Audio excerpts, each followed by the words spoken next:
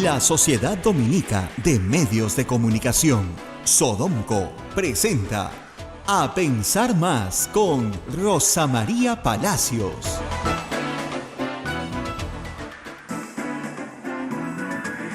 8 de la mañana en punto, señoras y señores, muy buenos días.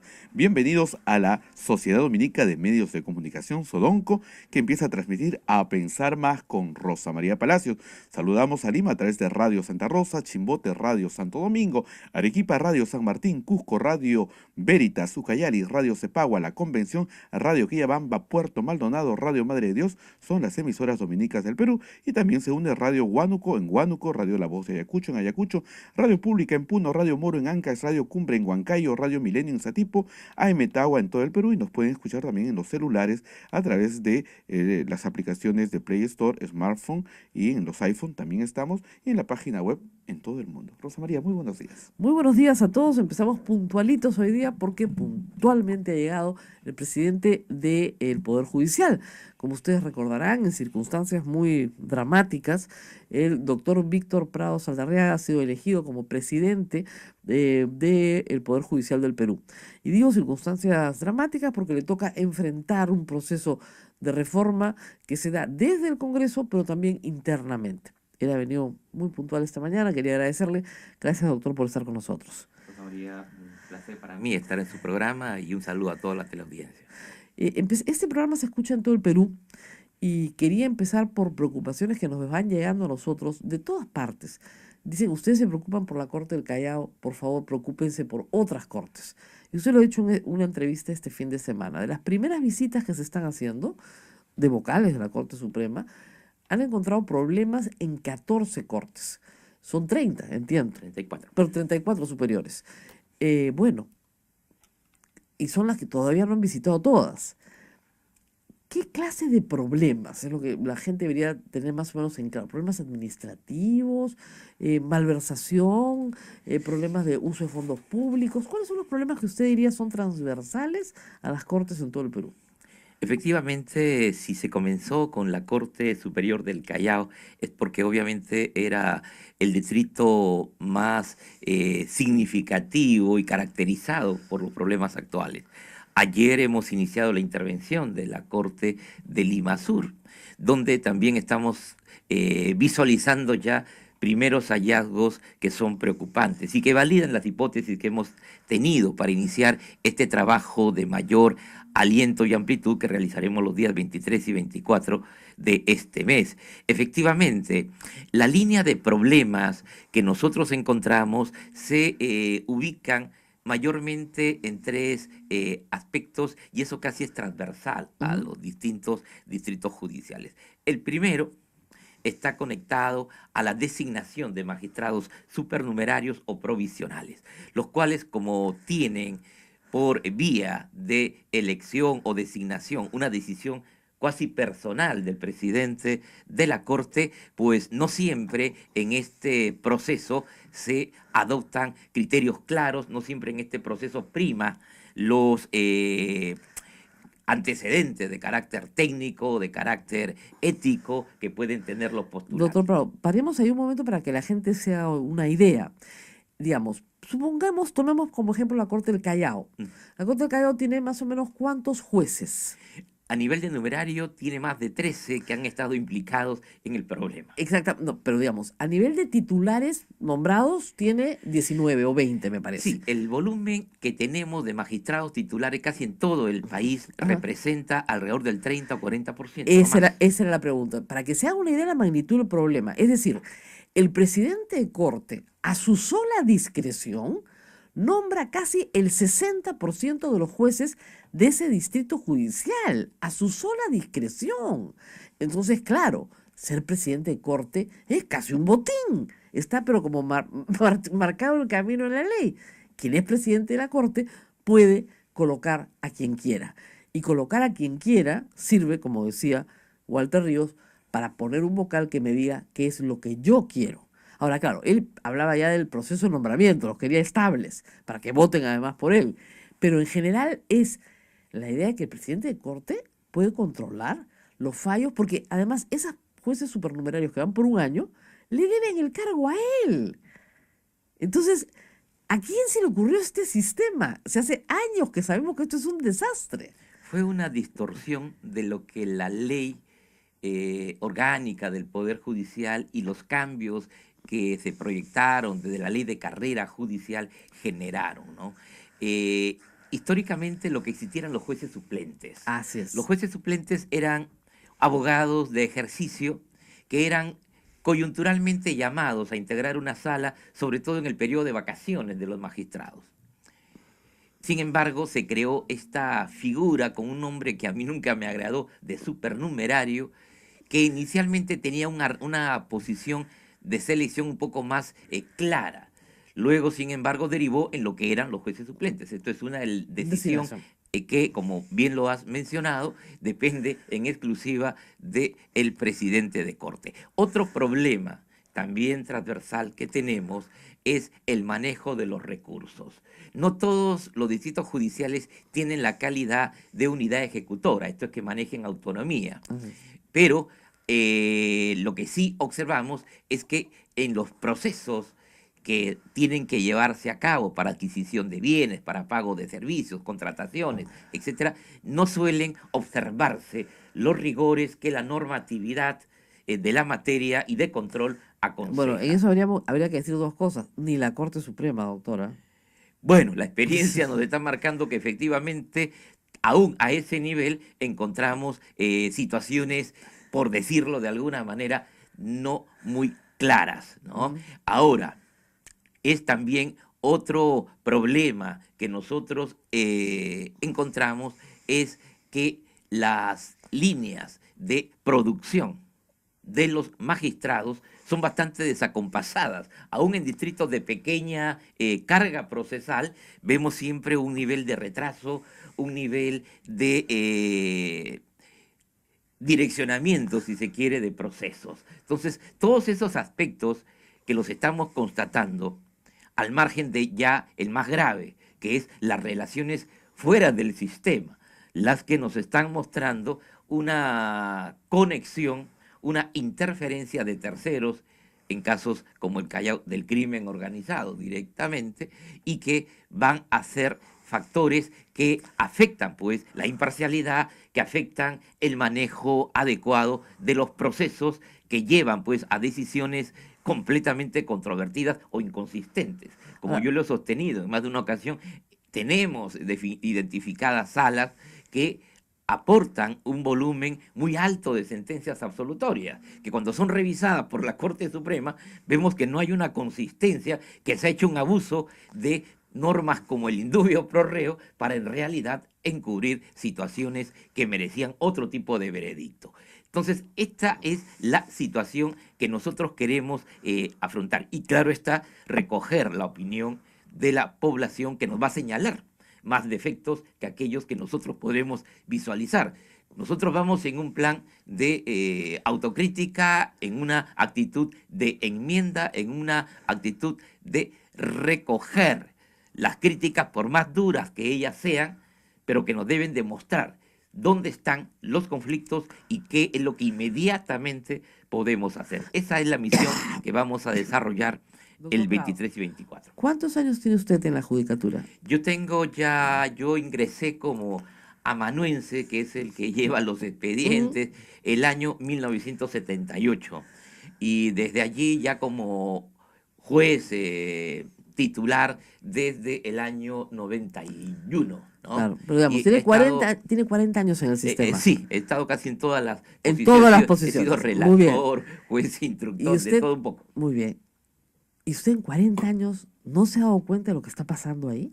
Bueno, de que habían problemas siempre ha sido una de las variables que han caracterizado al sistema. Doctor, la lentitud. Claro. Empecemos por ahí, por la lentitud. No, la lentitud. En 40 años usted tiene que haberse dado cuenta que el proceso es lento. Y en esos 40 años he transitado también distintas alternativas de reforma. Claro, yo desde las que surgieron con la famosa comisión de reforma de los años 70, apoyada por la Universidad Católica, pasando por las que implementaron los militares, pasando por la que luego se hizo a través de la intervención de Fujimori, etcétera, etcétera. Y todas han tenido el mismo discurso.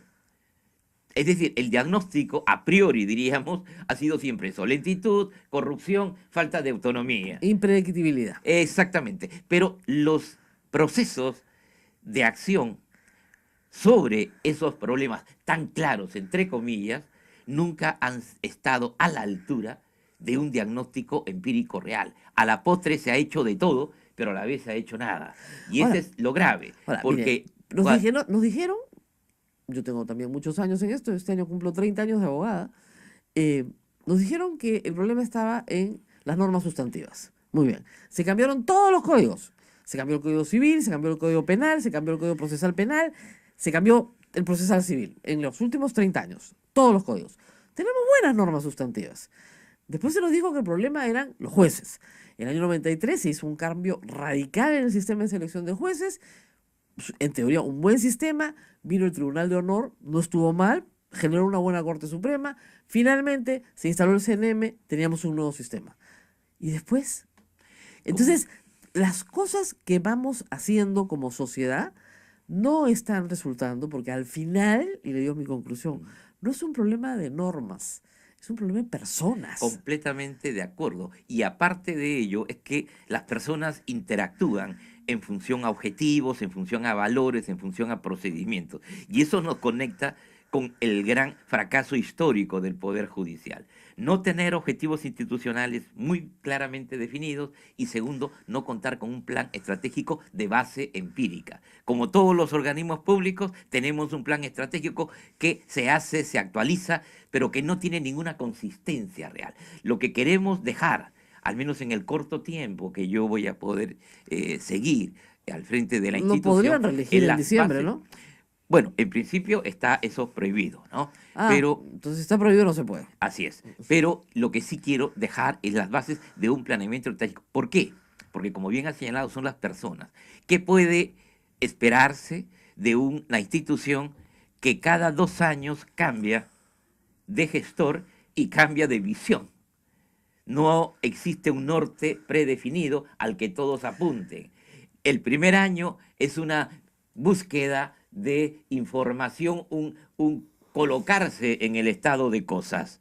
El segundo año, cuando recién se comienza a actuar, pues ya se está pensando en el nuevo presidente. Por ende, es que una de las propuestas que hacemos, en primer lugar, tener un plan estratégico al cual todos los magistrados que tengan la presidencia deben continuar. Y 3, ampliar el periodo de extensión de gestión al menos en 1 año más, como lo tiene el Ministerio Público. Yo creo que ese aspecto. Segundo, hay algo que ha sido cíclico en la institución: la falta de recursos, que ha generado a su vez varios efectos dominó, entre ellos el más significativo, la huelga anual, ¿no? Hemos tenido siempre una paralización, al igual que los maestros, pero, al igual doctor, que el sistema de los salud. jueces hoy para el mercado peruano, no están ganando mal.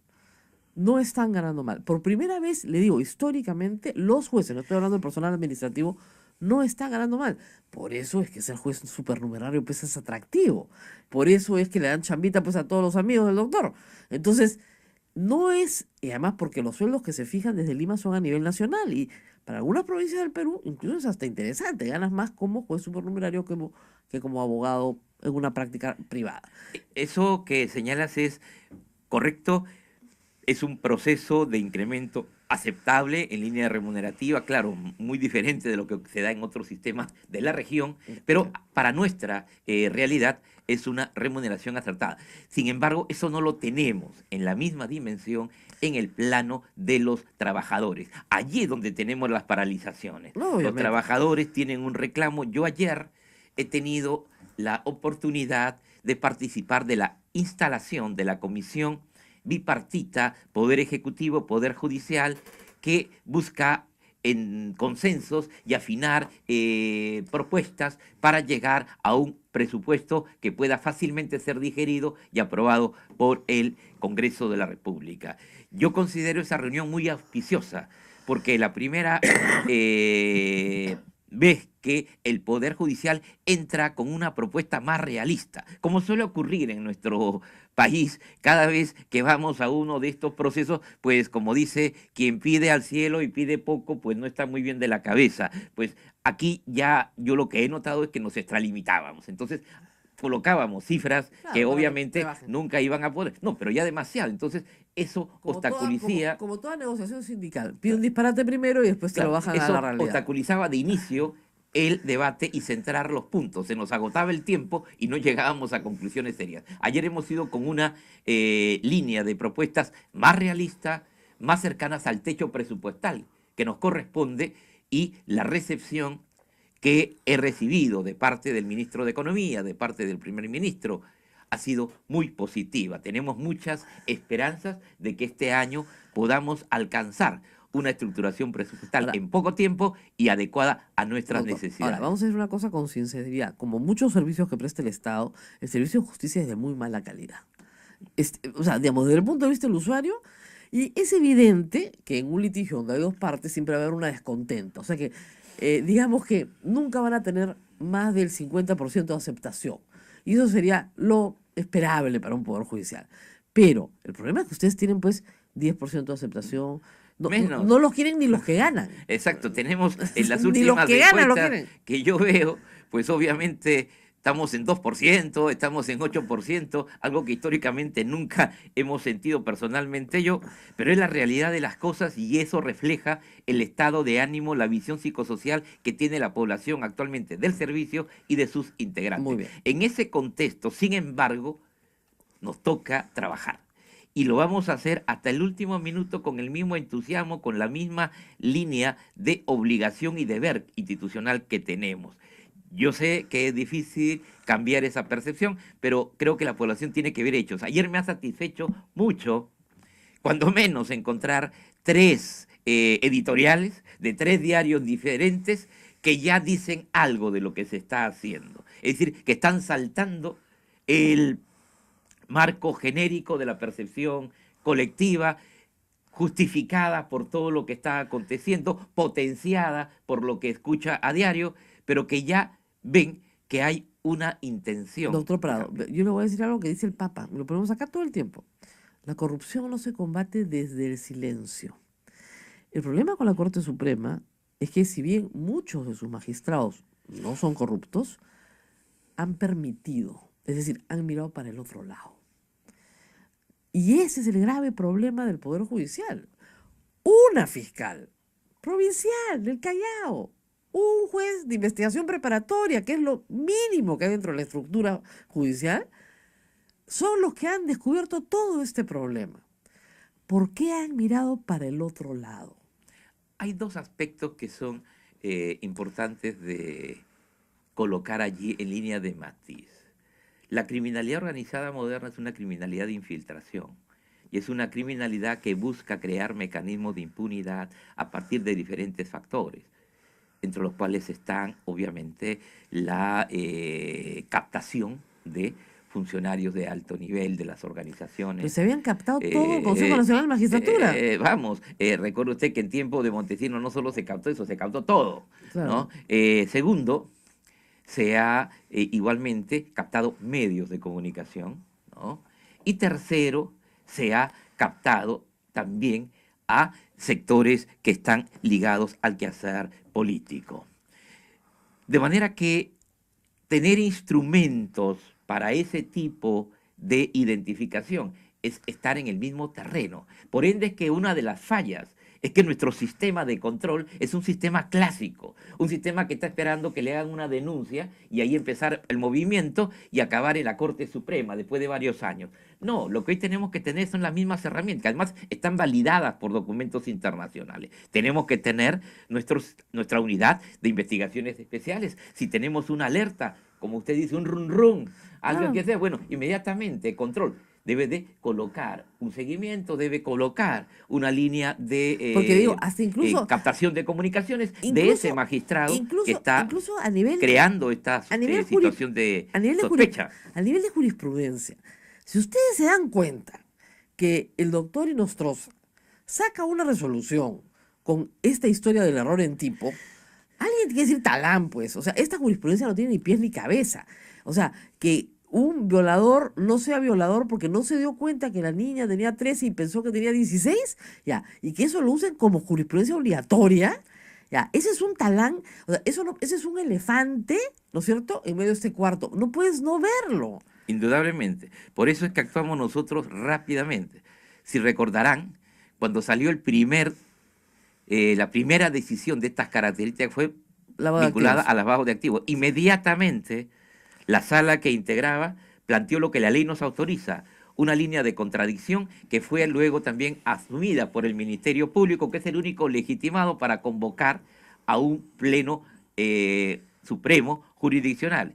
Hicimos la respuesta y eliminamos esa ejecutoria. Hoy estamos igual detrás de la otra, ¿no? Porque de hecho hemos observado esa línea de interpretación que realmente no solo carece de coherencia técnica, de justificación mínima, sino que es a todas luces un despropósito y un abuso, yo diría, de poder, el decir que 5 magistrados pueden colocarle a todo el país, incluyendo a las otras salas supremas, un criterio como ese. Felizmente, en todo lugar donde hemos estado. Yo tengo una publicación que próximamente va a salir, Ujú, quizás en el mes de octubre, que se llama La dosimetría del castigo. ujú. Y allí un capítulo casi está dedicado a, valga la redundancia, destruir esa línea jurisprudencial, pero oficialmente lo vamos a hacer. Y hay un pedido para el desarrollo de esta sentencia plenaria, perdón, este pleno casatorio, para emitir una sentencia plenaria que anule esa visión. Ahora, Así que vamos a ir a en una eso sí pausa estamos pocos más atentos. un poco más. Claro, porque es de elefante como yo, es demasiado grande como para Indudablemente. no darte No, cuenta. ya si no hacemos eso, pues ya sencillamente, ¿para qué estamos? ¿No? Vamos a una pausa, regresamos, no se muevan. Me están llegando algunas Sí, preguntas, así bastante que pregunta, Rosa María. muchas preguntas. Vamos a ir poco De a todo el poco. país. Vamos a la pausa y regresamos. Muchas gracias. Pausa. 8 de la mañana con 24 minutos, 8 con 24. Ya estamos nuevamente en conversación con el doctor Víctor Prado Salarraga, presidente del Poder Judicial. Conversa Rosa María Palacios. Hay muchísimas preguntas, yo sé, pero hemos empezado a las 8 en punto para que haya tiempo para las preguntas. Y una de las cosas que yo le decía al doctor en la pausa es que no hay predictibilidad en el Poder Judicial. Un abogado que te dice que tu caso va a salir en 6 meses, bótalo porque es un mentiroso, porque no va a suceder así. Él no te puede decir ni cuánto tiempo va a durar el caso, ni cuáles son las perspectivas de éxito o fracaso. No te puede decir nada, no porque no haya estudiado y no sepa, no conozca la jurisprudencia, sino porque estás en manos absolutas de la discrecionalidad del sistema. Y puede ser cualquier cosa. Bueno, eso no es un sistema, pues, doctor. En ninguna parte del mundo eso no es un sistema. Efectivamente, no solamente en el procedimiento y en la mala práctica del operador que abusa o no usa debidamente las normas, sino que también está en los abogados, ¿eh? Por Porque supuesto. nosotros recibimos recursos de revisión, nosotros recibimos recursos de casación que no tienen ninguna base siquiera mínima de aceptación, pero detrás de ese recurso hay usuarios que están en la expectativa mal creada por el abogado de que eso va a funcionar. Es que a veces Y como funciona. decía uno de mis ancestros, el abogado nunca pierde, a él hay que pagar los honorarios, se gane o se pierda, de Ese, todas maneras. Y aquí el problema es este. ¿Por qué pasa eso? Bueno, en España tuvieron una alternativa, no le gustó a mucha gente, pero yo creo que aquí tenemos que pensar de alguna manera, que las costas no deben de pagarse al final en los recursos de casación, sino antes. Ya, Esto es claro. que quede como una garantía, una precautelar, si se quiere, Ajá. para que se sienta que hacer una casación no es escribir 4 páginas, sino es usar conceptos, evaluar críticamente una decisión y ayudar a una mejora de una decisión posterior. De lo contrario, solamente una burla al usuario, es una frustración. Más grave, los recursos de revisión, porque se trabaja con la expectativa de gente que está en prisión y que no va a salir. Sin embargo, le plantean su revisión y de hecho eso no lo hacen gratis. No, evidentemente, nadie trabaja en el sistema judicial gratis, eso nos ha quedado todos clarísimos. Pero el tema es el siguiente, doctor, que a algunos sí les liga, como dice la gente. Entonces, si a algunos sí les liga la casación, ¿qué perdemos? No perdemos nada. Pongamos 2 ejemplos así pareciditos, ¿no? Keiko Fujimori sí consigue su casación para que todavía no se haya resuelto, pero consigue que le admitan la casación por el caso de donaciones de campaña, caso Cócteles. Ollanta Humala y Nadine Heredia, reos en cárcel, piden una casación, mismo caso, donaciones de campaña, lavado de activos con medida de detención preventiva, y la Corte Suprema no admite la casación. Y se tienen que ir al TC para poder salir. O sea, le dan la casación por el mismo caso a dos figuras públicas conocidas, con poder, a una sí y a la otra no. Explique eso. Eso no lo entiende nadie. Bueno, dos aspectos, ¿no? Dice un viejo adagio español, con el perdón del público, cura y magistrado casi castrado, ¿no?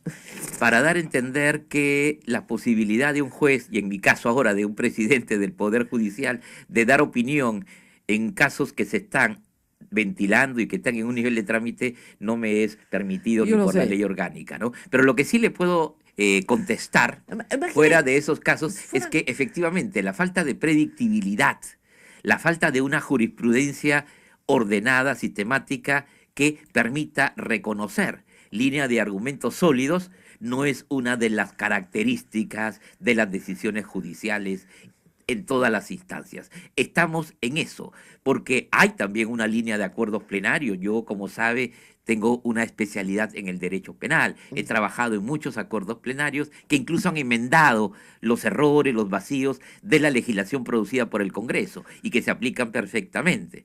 No, Pero de hecho, en el caso de tenemos... prisión preventiva, créame que los acuerdos plenarios no se aplican perfectamente. ¿Ah? Claro, yo le decía Es de cualquier derecho... cosa lo que han hecho ustedes. O sea, eh, ustedes han fijado unos criterios y los jueces de abajo hacen cualquier cosa. Es decir, yo me refería, cuando hablamos de derecho penal, obviamente también hay que hacer un matiz. Yo soy especialista en derecho penal material, no en lo procesal. Yo lo Y yo sé. comparto con usted su opinión. Para mí, el peor acuerdo plenario que tenemos es el que tiene que ver con prisión preventiva. Es absurdo que los jueces se pasen horas y horas como loros explicando una cosa que se la dice la parte, que la reproduce la otra parte, y luego para, como cereza del final, después de muchas horas, colocar un resumen de todo eso. Eso me parece un absurdo. Antes no actuábamos así. Yo no veo que esa sea una de las casaciones que ayude. Más bien agota a todos, crea confusión y no permite resultados oportunos. Ojalá que en los plenos que se vengan planteemos una revisión. Cuando menos, téngalo por seguro que yo lo voy a pedir. Muy bien, por lo menos va esa. Porque la de prisión preventiva, le digo, es la peor. Y además, la aplicación que hacen de ese pleno, ¿sabe Dios qué? Y además, donde estamos viendo casos en Lima. Usted sabe lo que pasa en el resto del país. Luego, tenemos casos donde es imposible obtener justicia. Caso emblemático para las mujeres, Arlet Contreras en Ayacucho. Es absolutamente imposible. Ya no podemos hacer más marchas ya. Va por tercera vez a entrar su caso. ¿No? Le han quitado al fiscal porque han declarado al Estado en indefensión. Han tenido que nombrar otro fiscal que se ha tenido que inhibir porque es amigo de los demandantes, perdón, del victimario. Entonces, ¿por qué no se traslada ese caso a Lima? No sé. Y seguimos en ese plan. Entonces, si los casos emblemáticos de personas que no van a alcanzar justicia nunca, porque el entorno en el que están, una provincia pequeña, donde todos se conocen, no es imposible porque el juez, el que te juzga, es amigo de tu victimario. ¿Qué hacemos, pues, doctor? Bueno, ya tenemos una alternativa que se pensó años atrás, pero que luego se fue perdiendo en el tiempo, en la línea de otros conflictos, y es relanzar con una nueva estructura lo que conocemos como el Observatorio de Casos Judiciales Emblemáticos. Este es un organismo cuya tarea esencialmente está dirigida, por un lado, a apoyar a las unidades que llevan a cargo procesos de trascendencia. Segundo, este apoyo debe estar ligado, en primer lugar, a líneas de difusión, a control de crisis y también a todo el apoyo logístico necesario. Y en ese contexto ya hemos tomado cuenta del caso mencionado y de otros donde efectivamente hay que plantear reformas o prácticas, cuando menos, que superen los complejos requisitos para hacer una transferencia de jurisdicción. Exacto. Lo hemos logrado hacer En varios en casos. los banales, claro, en el Callao. Ya los casos El caso de justamente Curi lo se pasaron van, para Lima. y otros casos se van a pasar Terminó también. preso, pues. Entonces, Ahí sí, antes no. este suceso, que es emblemático para el país por lo que representa, tiene que tener algún nivel Doctor, de tratamiento y no especializado. puede ser el único caso, porque hay cientos de personas en todo el Perú que dicen, donde yo estoy, no me pueden juzgar. Que no necesariamente piden venir a Lima. Pueden pedir el que está en Ayacucho ir a Ica, el que está en Arequipa ir a Tacna, pero lo que no quiere es que los juzguen en su mismo sitio por la relación personal que hay entre los jueces y los litigantes. Esa es una de las razones. Lamentablemente, nuestra legislación sobre transferencia plantea requisitos bastante Elevados. específicos, ¿no? Uno, complejidad del caso. Claro, Es decir, pluralidad de personas involucradas. que no necesariamente Dos, pasa. trascendencia nacional. Claro. Tres, necesidad, qué sé yo, ligada a la seguridad de los operadores de justicia. Ujú. Bueno, este tipo de casos no están. Pero tenemos otras alternativas, como por ejemplo, configurar juzgados ad hoc. Configurar Pero está prohibido pues la justicia de acuerdo a la Constitución. pero podemos manejar excepciones. Y el otro aspecto está justamente Pero en ver el victimario razones se le impugna de todas seguridad. maneras. El victimario impugna de todas maneras. El victimario o las partes tienen ese derecho y lo van a utilizar y van a abusar muchas veces de él. Sin embargo, la judicatura tiene también que buscar indicadores de eficacia. Y si estamos dándole vuelta a un proceso 3 o 4, algo mal está allí. Claro. Y eso no puede continuar. Además, porque hay un principio rector, que es que todo proceso tiene que tener un plazo razonable.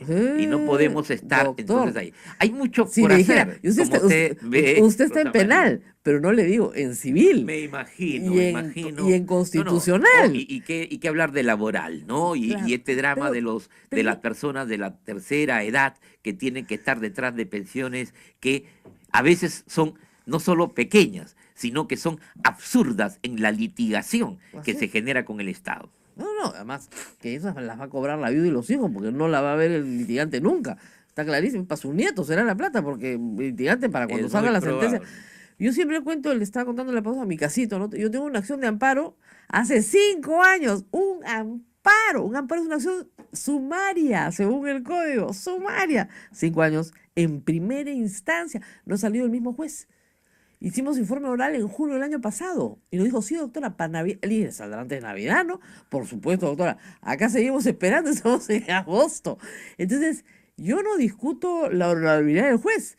Pero hay otra cosa, doctor. Yo pensaba, pues, que los jueces tenían mucho trabajo. Pero escuchando al doctor Inostroza, primero, habla todo el día por teléfono. Y segundo, siempre dice, no, yo a la 1 me voy. La mitad de sus llamadas son así. Yo a la 1 me voy.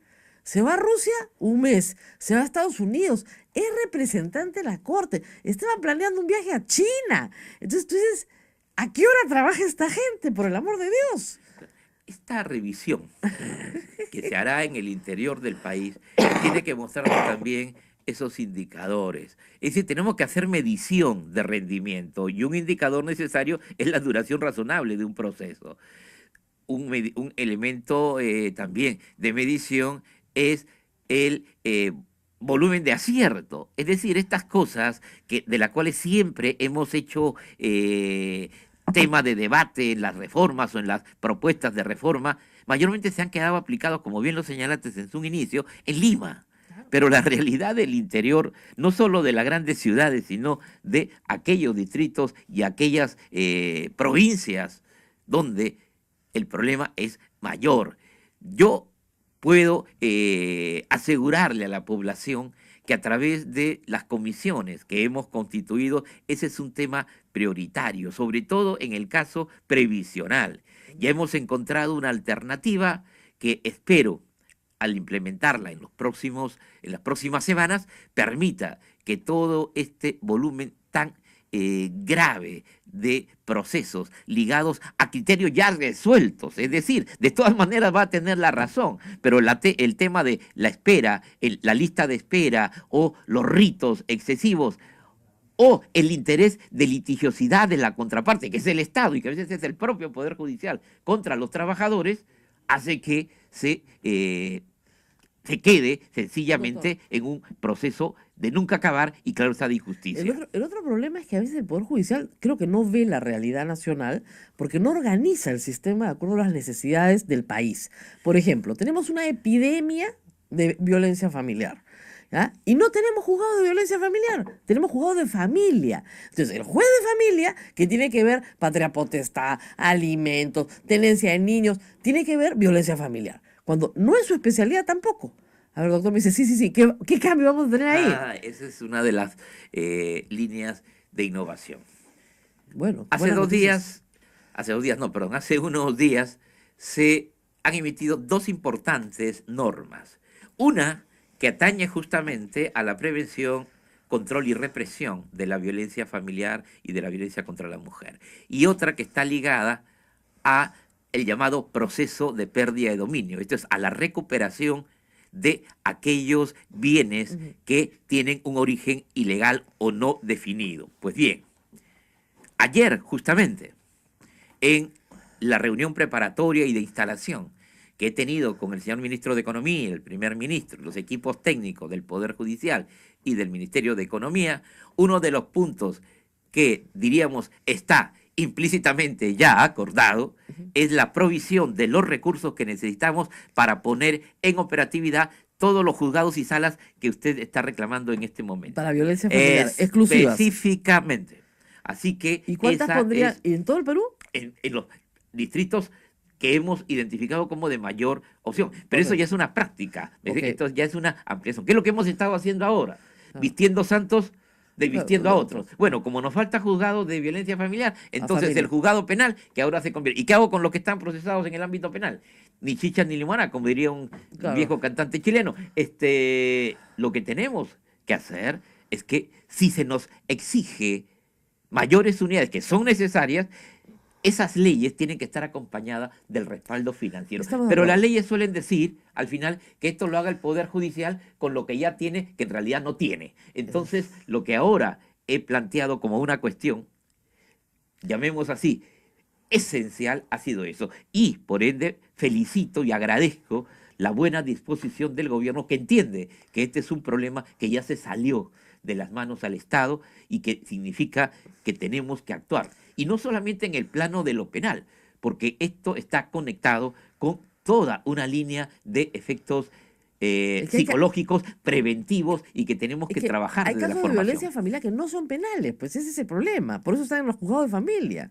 Entonces, son casos que tienen que ver con faltas, con, en fin, otro tipo de medidas cautelares para las víctimas, pero que los tiene que ver un juez. Entonces, esos casos que están yendo a juzgados de familia, están saturando los juzgados de familia, que tienen que ver otras cosas, y no están resolviendo a las mujeres, porque la mayoría de las litigantes, las denunciantes son mujeres, además a las cuales el Estado le dice todos los días, denuncia, denuncia, denuncia. Va a la comisaría, denuncia, y hay que ver lo que le pasa después a esa pobre mujer. Por eso se acabó. Las famosas medidas de protección no protegen absolutamente el espacio que decide proteger. Doctor, ¿y hay Y algunas? eso es lo que Se acabó. vuelve a ser. ¿Cuántos juzgados en Lima van a haber para violencia familiar? Por lo menos en Lima Centro. Estamos pensando más o menos en un porcentaje de 5 juzgados y también salas, 2 salas. Ya. Pero eso va a crecer según la necesidad. Ok. Según la necesidad. Lo que Para queremos todo es- Lima, que incluye Norte, Centro, Callao. Claro, porque van a ser juzgados de dedicación exclusiva Así a es. ello, ¿no? O sea, ok. Entonces, este es un balance preliminar, porque la ley se ha dado hace 2 días. exactamente. Ok. Entonces tenemos que hacer un estudio técnico de cuál es la línea de demanda, etcétera, etcétera. Pero Más- claro, además- hay lugares muy claros, ¿no? Vía María del Triunfo, etcétera, donde tenemos que Doctor, actuar. y hay otra cosa, antes de irnos a la pausa en violencia, que no quiero dejar pasar, que es, a ver, como lo que se llama el papeleo, el adoración al papel que hay en el Poder Judicial. Hoy en día llega una mujer a una comisaría a presentar una denuncia y al policía le pagan por ser taquígrafo, más o menos, ¿no? Cuando bastaría una pequeña cámara donde la mujer pueda contar su historia y eso, basta con eso para que esa sea su denuncia, es una denuncia testimonial en video que se remite al juez. Y el juez lo único que tiene que ponerlo es en su computadora y verlo. Y ya tiene el testimonio a la parte. Y si quieren va con una sumilla, ¿ya? Pero no necesariamente tiene que sentarse y repetirle al policía, repetirle al fiscal, repetirle al juez durante el proceso. Cuando ya está el testimonio grabado. Ese ha sido el objetivo en el caso de menores de la famosa cámara Gesell. Exacto, pero no se usa, pues. Es decir, no tenemos todo, en todo el Yo país sé, esto. Entonces, pero una camarita, no le digo la Gesell, una no, camarita como vamos, la que tenemos acá. vamos, qué sé yo, un teléfono celular. Pero Exactamente, esa vale es pues 15 ingenio soles, únicamente. pues. Pero el problema es justamente otra consecuencia de esas que yo llamo, aunque a muchos no les guste, pero lo seguiré diciendo, reformas de papel. Creamos mucha expectativa, hacemos leyes que tienen todos los estándares internacionales, pero ni capacitamos al que las va a aplicar, ni le damos los recursos para hacerlo. Moraleja, se frustra todo el mundo y se pierde o se desgasta la iniciativa. Y además, otra cuestión, la carga procesal más grande del Perú, ¿dónde está? En los juicios de alimentos. Ahí está. Usted saca los juicios de alimentos y saca los juicios de pensiones y usted se queda sin chamba, porque de verdad que los otros juicios podrían pasar. O sea, la carga penal no es tan grande como la cantidad de juicios de alimentos que hay. Bueno, eso depende porque son indicadores y tipos de procesos distintos. Pero una cosa sí es cierta, que juicios de alimentos o multas de tránsito pueden llegar a la Corte Suprema, y eso es un absurdo. Así es, porque lo que tú piensas en un juicio de alimentos es, ahí sí hay un niño que no tiene que comer. Entonces, lo que tú estás pidiendo es la celeridad más inmediata que puede haber. O sea, este mes que me deposite a fin de mes. ¿Ya? No que me esperemos 6 años para llegar a la Corte Suprema para que me den unos devengados de Dios sabe cuándo, ¿no? Entonces, yo entiendo que tiene que haber pluralidad de instancia. O sea, no me opongo a eso, Pluralidad obviamente. no quiere decir llegar a la Corte No Suprema. trío, ¿no es cierto? Entonces, evidentemente se podría prohibir que los juicios de alimentos vayan a la Corte Suprema. Completamente de acuerdo. Ah, estamos de acuerdo. Vamos rápido, entonces. Vamos a la pausa y volvemos. A ver. Bueno, están hablando cuando intervienen cortes, dice, en Arequipa, que hay muchas irregularidades. En Cusco nos están escribiendo bastante de Arequipa y Cusco y de Ancash.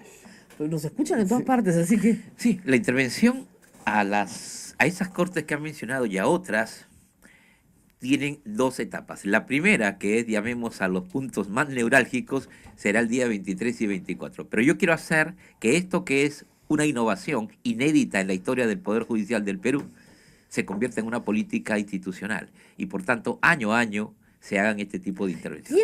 ¿Quién realiza la visita?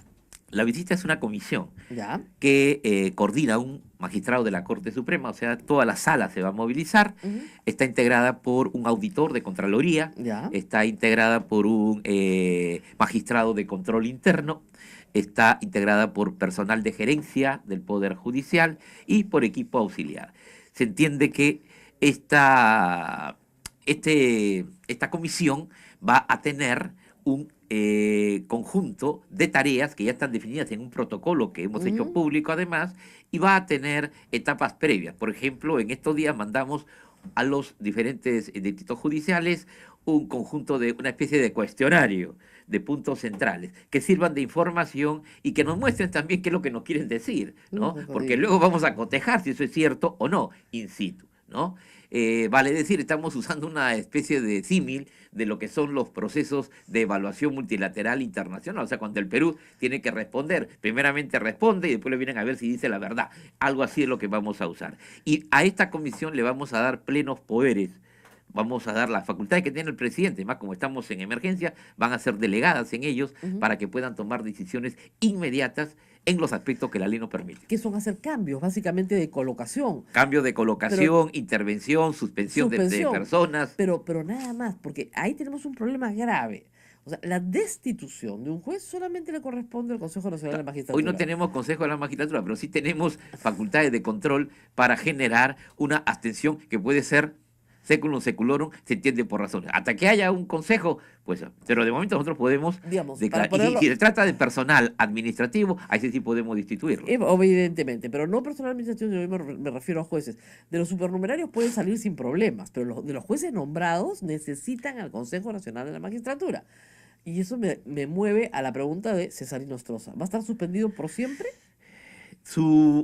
Todo magistrado de la Corte Suprema, todo fiscal supremo, todo alto funcionario goza de privilegios, Así es, de los cuales yo soy también un objetor. ¿Y yo Para mí, ningún funcionario que realice una conducta disfuncional, que incurra en un acto que la ley califica como delito, tiene que tener privilegios. Debe enfrentar la justicia, debe enfrentar las consecuencias de sus actos inmediatamente.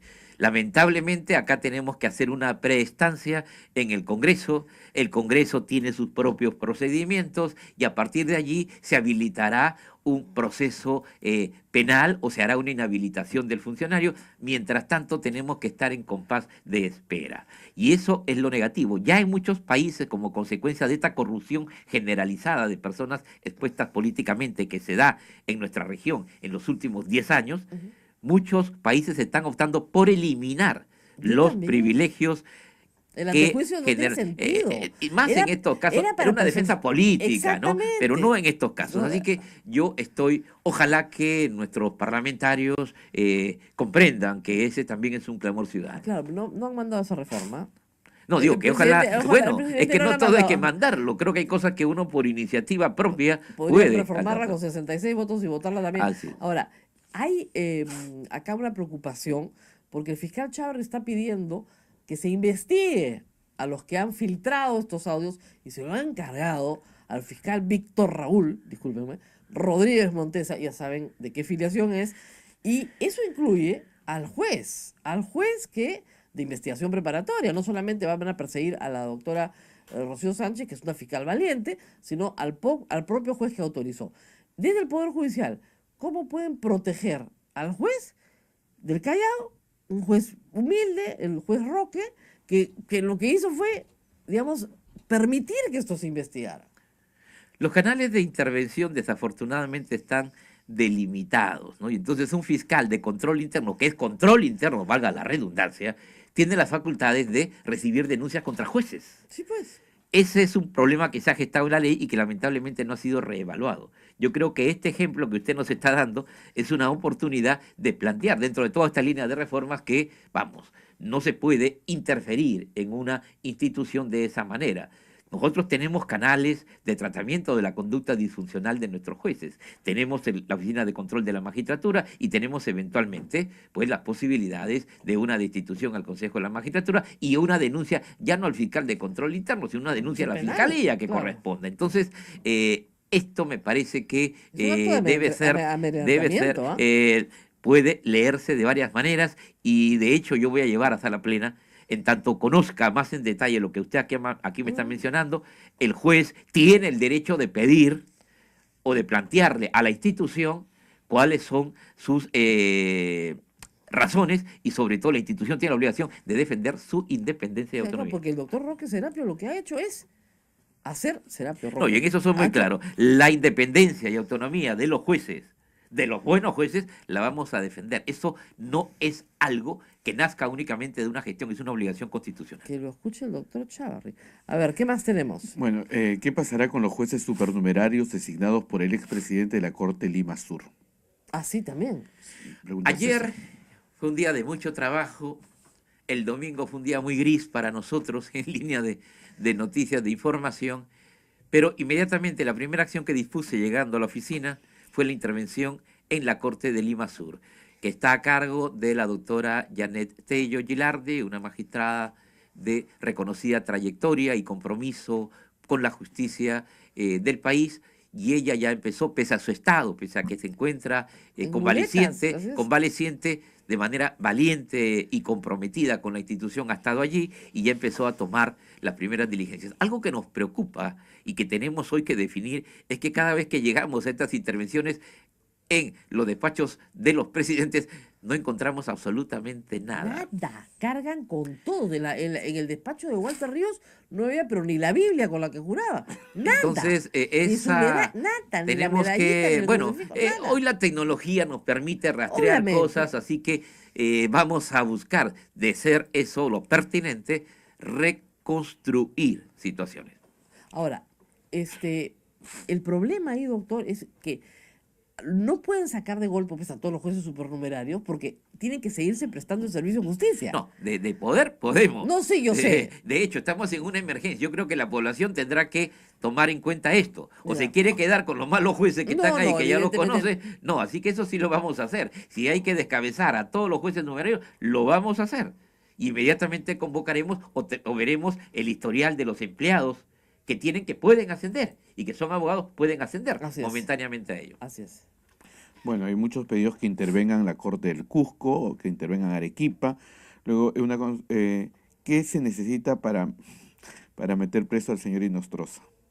La pregunta Bueno, es es clara. que haya una denuncia fiscal, o sea, La justamente. denuncia fiscal ya existe, que funciona el Congreso en ese sentido. Así es. Ujú. Y con relación a las intervenciones, para adelantándome con todo respeto a la teleaudiencia, son 14 distritos judiciales en la primera parte de este proceso que van a ser intervenidos a partir de los días 23 y 24. Que expliquen el proceso disciplinario contra el fiscal José Domingo Pérez, pregunta Giancarlo. Ujú. José Domingo Pérez. Claro, es un canal de control interno y que está en su escenario natural, que es el Ministerio Público. Creo que ahí habría que trasladar la pregunta. Bien. También muchas preguntas sobre el caso Arlet Contreras.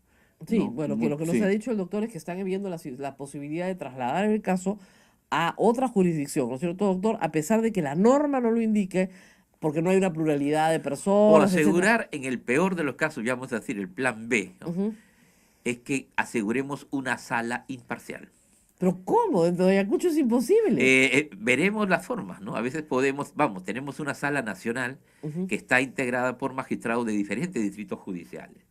Algo de ello recuerde que estamos en A la sala emergencia. nacional la pueden pasar el proceso. Estamos en emergencia. Hay que entender que la emergencia nos da un escenario distinto. En la medida en que nosotros no afectemos políticas, prácticas o normas esenciales, podemos hacer muchas cosas. Ujú. Lo que pasa es innovar. Vamos. Bueno, preguntan si usted no conversaba telefónicamente con el señor César Inostroza. Hay llamadas. Lo he dicho en más de una ocasión. Audios se encontrarán de cuando yo era cantante universitario y también cuando he hecho conferencias, Claro. pero del calibre y de los contenidos que allí se mencionan. Ahora, es una No. rara. Le voy a decir una cosa. A mí me llama la atención. Yo hablo por teléfono, sí, pero no hablo tanto por teléfono, ¿no? O sea, evidentemente son grabaciones de 6 meses, pero todo el tiempo están hablando por teléfono. Además, además, otra cosa, ¿qué tanto tiene que conversar El un problema, magistrado del Callao con un Supremo? el problema es una cultura negativa Ujú. que se ha internalizado en la práctica de muchos operadores, no solamente del sistema de justicia, sino del sistema político. Ujú. Todas las cosas las puedo conseguir a través de una intermediación y todas las cosas las puedo conseguir ni siquiera sacando una cita, sino hablando por teléfono. Así es, no Creo quiero ir no quiero ir por ventanilla. Eh, Y que hay cosas que son ridículas. yo- Le pedía Nostroza casi un certificado de buena conducta, Chávarri, que lo puedes conseguir tu certificado de antecedentes penales como cualquiera, por ventanilla. ¿Por qué se lo pedía? Yo creo que ese es un punto que debe de ser Erradicado, evaluado, ¿no? pero que es un arraigo, ¿no? Es decir, esto tiene que trabajarse desde la conciencia ciudadana, es decir, desde el proceso de socialización de nuestros Ahora, ciudadanos. mire, el que no queda resbala, El que- porque hasta el mismo doctor San Martín llama por una cosa que es justa, absolutamente justa, y tenía razón, porque él es un litigante y no le estaban administrando, o sea, tenían que pasar partes a registro, vamos, que es una tontería, y se la tenían detenida y tenía razón de quejarse. Pero ha podido presentar pues su queja por escrito, ¿no? Por ende, este es un problema cultural Es cultural, así es. y ojalá que el Ministerio de Educación también, que no tiene que estar aislado de esta problemática, el Ministerio de Educación vuelva a considerar en la línea de los programas los contenidos de valores cívicos, de respeto a autoridades y del significado de las autoridades, ¿no? Mire, Yo dicto un curso para altos oficiales de la Policía Nacional en la Universidad Católica, un curso que gira sobre criminalidad organizada. Sin embargo, en una de las sesiones donde analizamos este suceso de personas que agredieron a policías y que generaron respuestas punitivas muy severas porque así eran establecidas la ley, ¿no? Y claro, ellos reaccionaban a que un acuerdo plenario de la Corte Suprema de alguna manera había matizado esa desproporción, pero ponían razones valederas. Señor, nadie respeta a la autoridad. Sí, pero nadie se puede ir No, 8 años no es, a la cárcel por una cachetada a un policía, ¿no? claro, No o tiene un tipo que está proporción. borracho ahí, le dice zamba canuta a los que están en la comisaría y también 8 años. Claro. No, Era demasiado. pero detrás de ello, del exceso o de la mala experiencia, está un factor, el respeto a la autoridad. Ayer hemos visto también por los medios de comunicación cómo una persona agrede de manera continua a un serenazgo de tránsito, Claro. que simplemente le dice, bueno, usted en infracción. O sea, Claro. no hay un reconocimiento de la De falta, autoridad. sino una especie de entendimiento de que eso es una agresión personal y a la cual hay que responder violentamente. Eso expresa dos cosas. Uno, o hay un problema psicológico propio del El estrés individuo. de nuestra vida diaria y de nuestra coyuntura, o dos, hay un bajo sentido de estima por las autoridades. Hay un bajo sentido. Y eso es lo que yo entiendo, ya no es un tema de leyes, este es un tema de formación. No, evidentemente. O sea, un niño de kindergarten respeta a su profesora. Lo primero que se le enseña es respeto a autoridad. Yo recuerdo, vamos, que Y la estudié, segunda pues, cosa era- hace muchos años, pero recuerdo que en Coquito, en los libros que leíamos cuando éramos pequeños, venían las autoridades de mi distrito y uno Claro. sabía quiénes Sí, eran. claro. Y la segunda cosa que un niño aprende es a esperar su turno y hacer su cola. Y parece que ni los magistrados quieren hacer cola. O sea, todos quieren por adelante, que le traigan las entradas, que lo llevan y lo traigan. Todos quieren, mándame un patrullero. ¿Qué cosa es esto? O sea, ahora, en el caso de el presidente de la Corte Lima Sur, hay personas que dicen, perdón, pero él, ¿cuál delito ha cometido? Él dice, tengo plazas, por favor, mándeme gente, porque la inscripción está abierta para todos, tú me has dicho que tiene gente, diles que postulen, que voy a designar a los que lleguen. Ahí, ¿qué es lo que hay? ¿Hay tráfico de influencias? Bueno, primer aspecto y el porqué de la intervención inmediata. Primero, es un magistrado que renuncia a la presidencia, con lo cual nos crea un vacío de poder y de línea de actuación que debemos resolver. Segundo, en las primeras acciones, según la información que estamos recopilando, y debo desde aquí expresar públicamente mi reconocimiento nuevamente y felicitación a la representante del Poder Judicial en estas tareas, ya hemos encontrado indicadores preocupantes.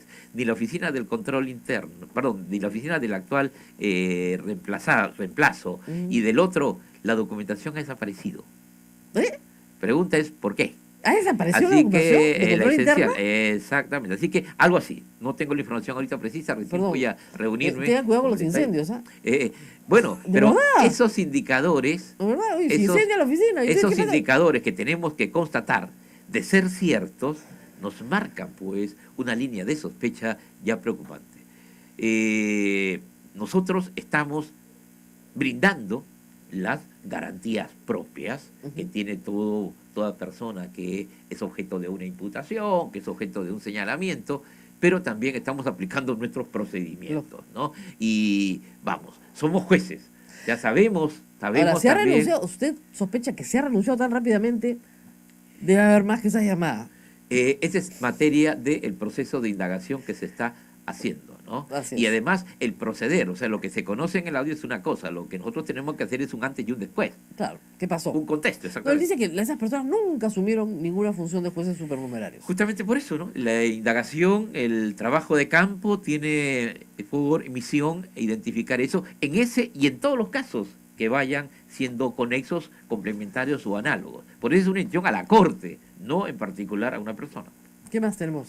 Bien, si le gustaría tener un sistema de justicia como el sistema de Estados Unidos. Anglosajón, norteamericano. es muy complicado, ¿no, doctor? Jurados no podemos tener acá. Bueno, en una de nuestras propuestas de cambio y en una de las comisiones que estamos trabajando para apoyar las reformas planteadas por el Ejecutivo, se ha hablado de un Consejo Nacional por la Reforma Judicial, entonces allí tenemos que llegar no con la mano vacía, sino con propuestas concretas. Se ha puesto como tema el abrir a la ciudadanía espacios de actividad judicial, ¿no? Hay diferentes modelos. Está el clásico anglosajón de los jurados, está el germano occidental de los escabinos, es decir, un juez titular y dos jueces que surgen de las personas notables del pueblo. Yo creo que no es algo que esté apegado a nuestra tradición, pero tampoco es algo que debemos nosotros dejar. Es más, recordemos que nosotros tenemos justicia originaria. No, sí, eso sí, Tenemos justicia nosotros, de paz reconocida. y además tenemos formas de justicia que está ligada fuera del aparato de justicia formal. y es participación ciudadana directa. Algo de ello debe de ser objeto de un análisis y de posibilidades de ensayo. Yo no le tengo miedo a los ensayos, yo no le tengo miedo a los a los pilotos. Veamos qué ocurre. El problema, doctor, como usted ha dicho, es que ese sistema, el sistema anglosajón, es carísimo.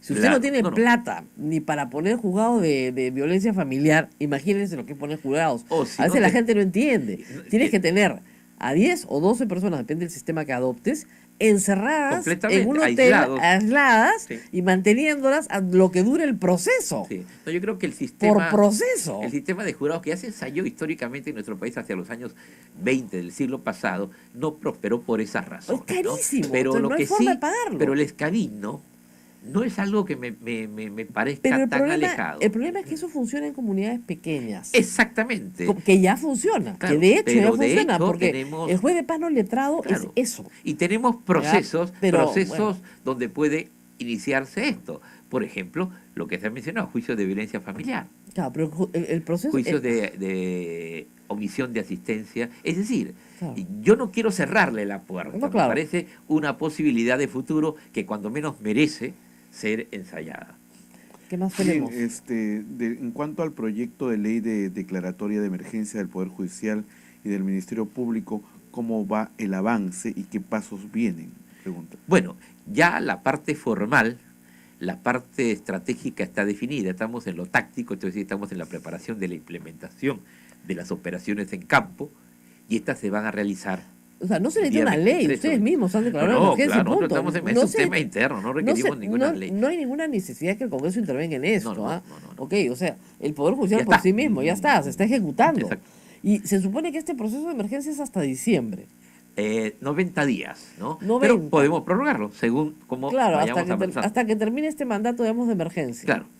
Y de ahí se convocan a nuevas elecciones y se elige a un presidente del Poder Que Judicial. ya tendrá un mandato de de 2 2 años, años. salvo que haya algún cambio en la reforma y le dé más tiempo, ¿no? Porque ¿Qué? las propuestas es que sea 3, pero lo que queremos es que esos 3 años estén acompañados de un planeamiento estratégico, de aquí al bicentenario cuando menos, de manera que el que venga no esté pensando qué va a hacer o no esté atado a una expectativa personal, sino que esté obligado institucionalmente a continuar. Doctor, usted con sabe que ello. eso es casi imposible. ¿Por qué? Porque Adán es cada uno de ustedes. O sea, cada vez que uno llega arriba dice, bueno, eso dijeron mis antecesores, pero yo no estoy de acuerdo.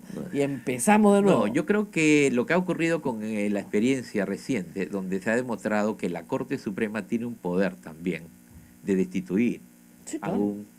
a un magistrado que tiene la dirigencia y que no la está llevando a cabo, que se está apartando de los acuerdos nacionales. Esta es una reforma importante. Nosotros nos encontramos con una coyuntura difícil. ¿Qué hacer con los magistrados que tenemos Para en mí- la sala plena y a los cuales no podemos quitar de esa situación? Los han suspendido. Por no iniciativa nuestra, Sí. sino del Consejo Nacional de la Magistratura. No, Entonces, en el caso de Inostroza nada más. por ende, por eso es que en otros casos no podemos tomar esa atribución. Entonces, lo que estamos pidiendo en nuestra línea de reforma es que tengamos esa facultad. De poder sacar a un magistrado. Separarlo de la Corte Suprema. Entonces, pero usted sabe que todo funciona en cascada en el Poder Judicial. Entonces eso podría ser también cada Corte Superior. Vamos a verlo, no está más. Ahora, Pero ¿para ahora, qué serviría la autoridad externa que se va a crear? por ende, es que lo que queremos señalar es que hay situaciones ordinarias y hay situaciones extraordinarias. De emergencia, claro. Las situaciones extraordinarias son las que tienen que tener esta llave de acceso, llamemos, extrema. Las otras por el conducto propio de los órganos Ahora, de va a control. ser muy difícil, creo yo, que las circunstancias que hoy tenemos se vuelvan a repetir. ¿Ah? En eso hay que ser firmes. Como decía el viejo refrán de origen colombiano, ¿no? Quien no conoce su historia y no la toma en serio, la va a repetir. No, no me refiero a que no haya corrupción en el Poder Judicial, por supuesto que va a haber, o sea, No, somos a todas humanos. estas experiencias. Pero el tema es que va a ser muy difícil que se repita la circunstancia de que se logre grabar durante 6 meses a un conjunto de magistrados hablando de todas sus cuchipandas, pues ya no lo van a hacer de esa manera. ¿Se da cuenta? O sea, como dicen, 2 veces no lo capan al gato para ponerlo en más cristiano. No lo van a hacer así. Claro, hay que acostumbrarnos, ¿no?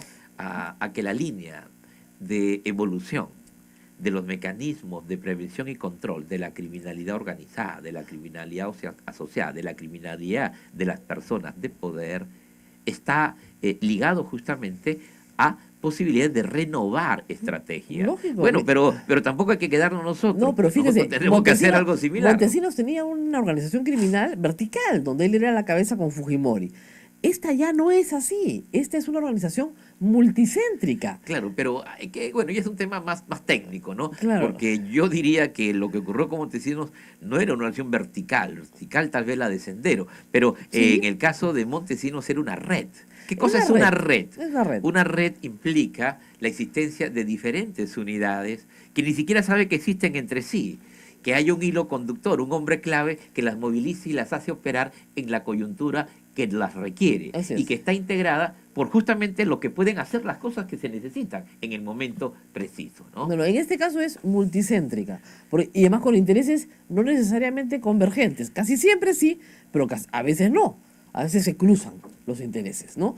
Pero el tema es capturar el Consejo Nacional de Magistratura para que a su vez te designe los jueces que tú necesitas para que a ti te elijan en las posiciones que tú necesitas. Es que- Y a cambio de eso, repartir favores. Es que yo creo que confluyeron en la realidad de este Consejo de la Magistratura, que de hecho ha sido muy diferente de otros, ¿no? Este ha sido el peor de todos, pero iba a ir en decadencia. Por eso, confluyeron factores negativos que mostraron la inconsistencia del sistema de elección, la inconsistencia de los perfiles de acceso y la inconsistencia de los procedimientos de reclutamiento. Todo estuvo mal.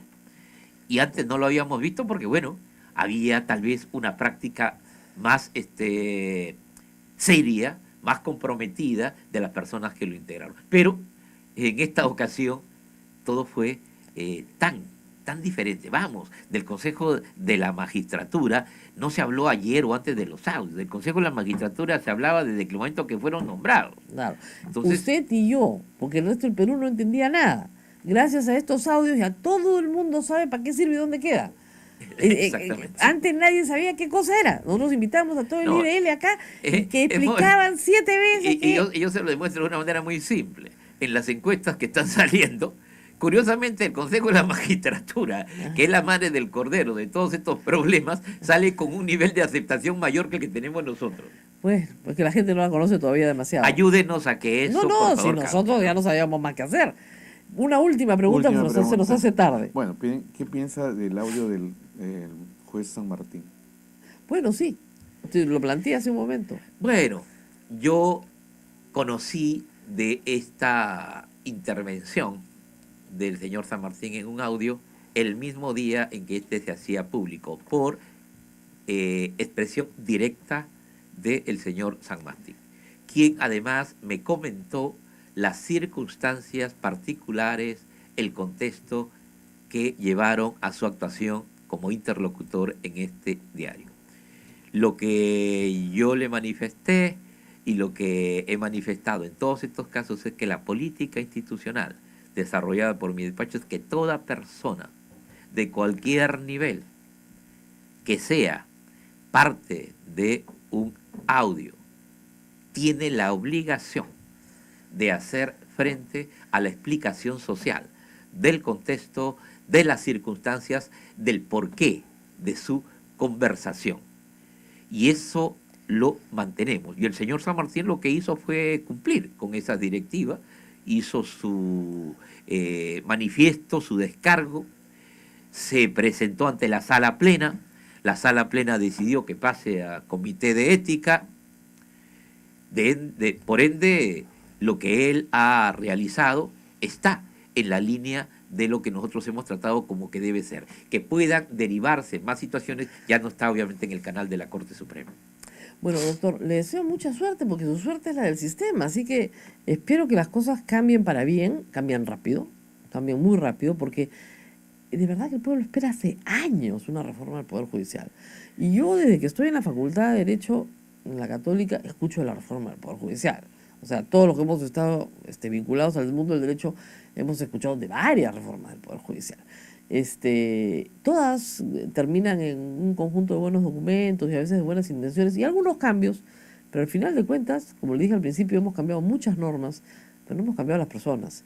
Y la calidad de los jueces, discúlpeme, ha empeorado porque el Consejo ha escogido peor. Sí. ¿Ya? Entonces la calidad cada vez es peor. Sí. Por eso tenemos una estrategia también diseñada allí. Nosotros consideramos que si bien el problema y el objetivo nacional es cambiar al Consejo Nacional de la Magistratura, la propuesta del Poder Judicial, hecha pública incluso antes que la presidencial, señala la necesidad de reformar también la Academia de la Magistratura. Exacto. La Academia de la Magistratura tiene que ser la vía de acceso a los concursos. Esto significa que, como era la ESAN en sus momentos iniciales, o como es la Academia Diplomática, sea una escuela de posgrado, donde los egresados de las universidades que sienten vocación por el servicio a la administración de justicia, como fiscales, como jueces, incluso hasta como procuradores, pues ingresen a ese sistema con una selección propia, cumplan el periodo de formación, que no solo será técnica, sino de los valores éticos propios del ejercicio de un cargo tan significativo y de una función tan importante para la democracia, y que los mejores, es decir, en línea de cuadro de méritos, son los que afronten los concursos. Eso nos permitirá que el Consejo de la Magistratura tenga ya, no a cualquiera frente a la expectativa de ser nuevo magistrado, sino a los que ya tienen una constancia, una acreditación de ser competentes, y que allí entre ellos elija. Por ende, no es solo cambiar el Consejo de la Magistratura, hay que cambiar la Academia de la Magistratura. Además le digo una cosa, la carrera tiene que ser atractiva, no solamente económicamente. Nadie se quiere meter a un sitio corrupto. Entonces, fíjese usted que enseña en varias universidades, los mejores alumnos de las mejores universidades del Perú no quieren ir al sistema de justicia. Y no quieren ir no porque no tengan vocación, sino porque estarían espantados de tener que convivir con un sistema donde todo el mundo sabe lo que pasa y no se puede hacer nada. Yo recuerdo como un episodio tal vez histórico, y disculpen que hable tal vez en primera persona, el único momento en la historia que yo conozco llevó a que jóvenes en las calles, en las universidades, expresasen que querían ser jueces, fue cuando tuvimos el juzgamiento de un expresidente de la República. Luego de eso no solo subimos a cifra histórica en estima social, sino que los jóvenes, y eso me consta en diferentes espacios, querían ser jueces. Así que eso podemos y debemos recuperarlo. Eso fue hace 10 años, doctor. Así es, pero yo creo que si se pudo hacer eso, que fuera un reconocimiento internacional, que costó mucho trabajo, pues eso es la tarea de hoy. Yo no digo que yo la voy a hacer, yo trataré de avanzar y desbrozar este duro camino para que quienes vengan puedan realmente construir sobre esos cimientos una administración de justicia que, sin llegar al estándar que todos deseamos, avance en reconocimiento social. Por ende, mi última palabra es para volverle a invocar a la población que mire hoy las cosas que estamos haciendo, que no son muchas, pero que son importantes. Muchas gracias. Gracias, doctor. Nosotros nos tenemos que despedir. Nos hemos pasado la hora, Yo Rosa sé. María, nos Uy, hemos no, comido una tardísimo. pausa. Disculpen.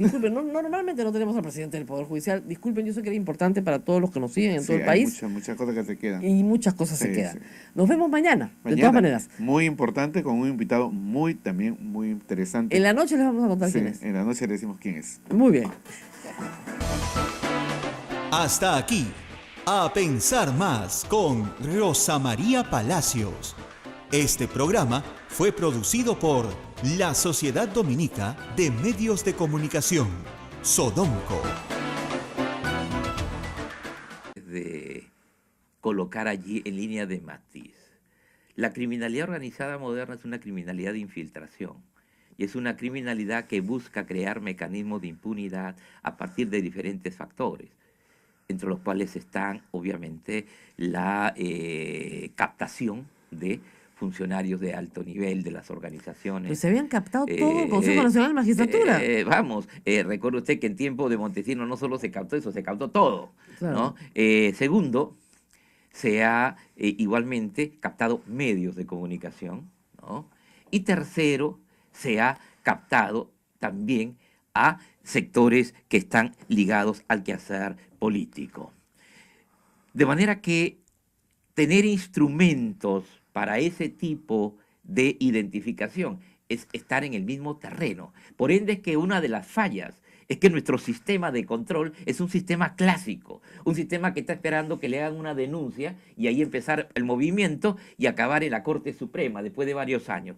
No, lo que hoy tenemos que tener son las mismas herramientas, que además están validadas por documentos internacionales. Tenemos que tener nuestra unidad de investigaciones especiales. Si tenemos una alerta, como usted dice, un run run, algo que sea, bueno, inmediatamente control. Debe de colocar un seguimiento, debe colocar una línea de Porque digo, hasta incluso captación de comunicaciones de ese magistrado que está a nivel, creando esta situación de sospecha. A nivel de jurisprudencia, si ustedes se dan cuenta que el doctor Inostroza saca una resolución con esta historia del error en tipo, alguien tiene que decir talán, pues. O sea, esta jurisprudencia no tiene ni pies ni cabeza.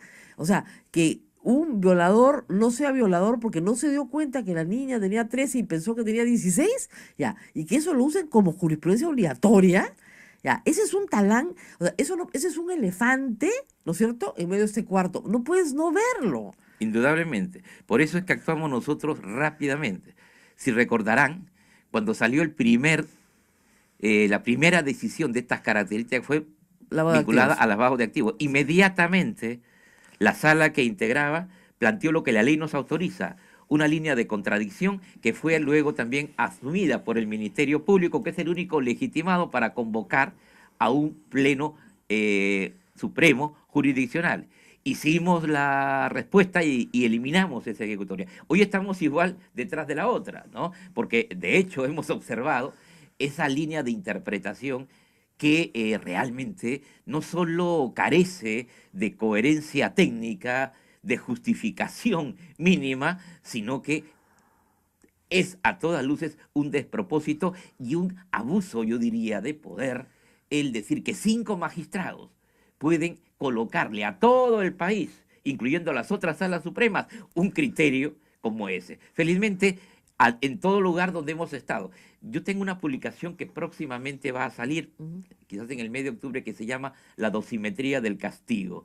Y allí un capítulo casi está dedicado a, valga la redundancia, destruir esa línea jurisprudencial. Pero oficialmente lo vamos a hacer. Y hay un pedido para el desarrollo de esta sentencia plenaria, perdón, de este pleno casatorio, para emitir una sentencia plenaria que anule esa visión. Así Ahora, que estamos, en eso pausa, sí estamos un poco más atentos. Un poco más, claro, porque es de elefante como yo, es demasiado grande como para no darte cuenta. No, ya si no hacemos eso, pues ya sencillamente, ¿para qué estamos? Vamos a una pausa, regresamos, no se muevan, me están llegando algunas preguntas, Sí, así que preguntas, Rosa María. muchas preguntas, vamos a ir poco a De todo el poco. país. Vamos a la pausa y regresamos. Muchas gracias. Pausa.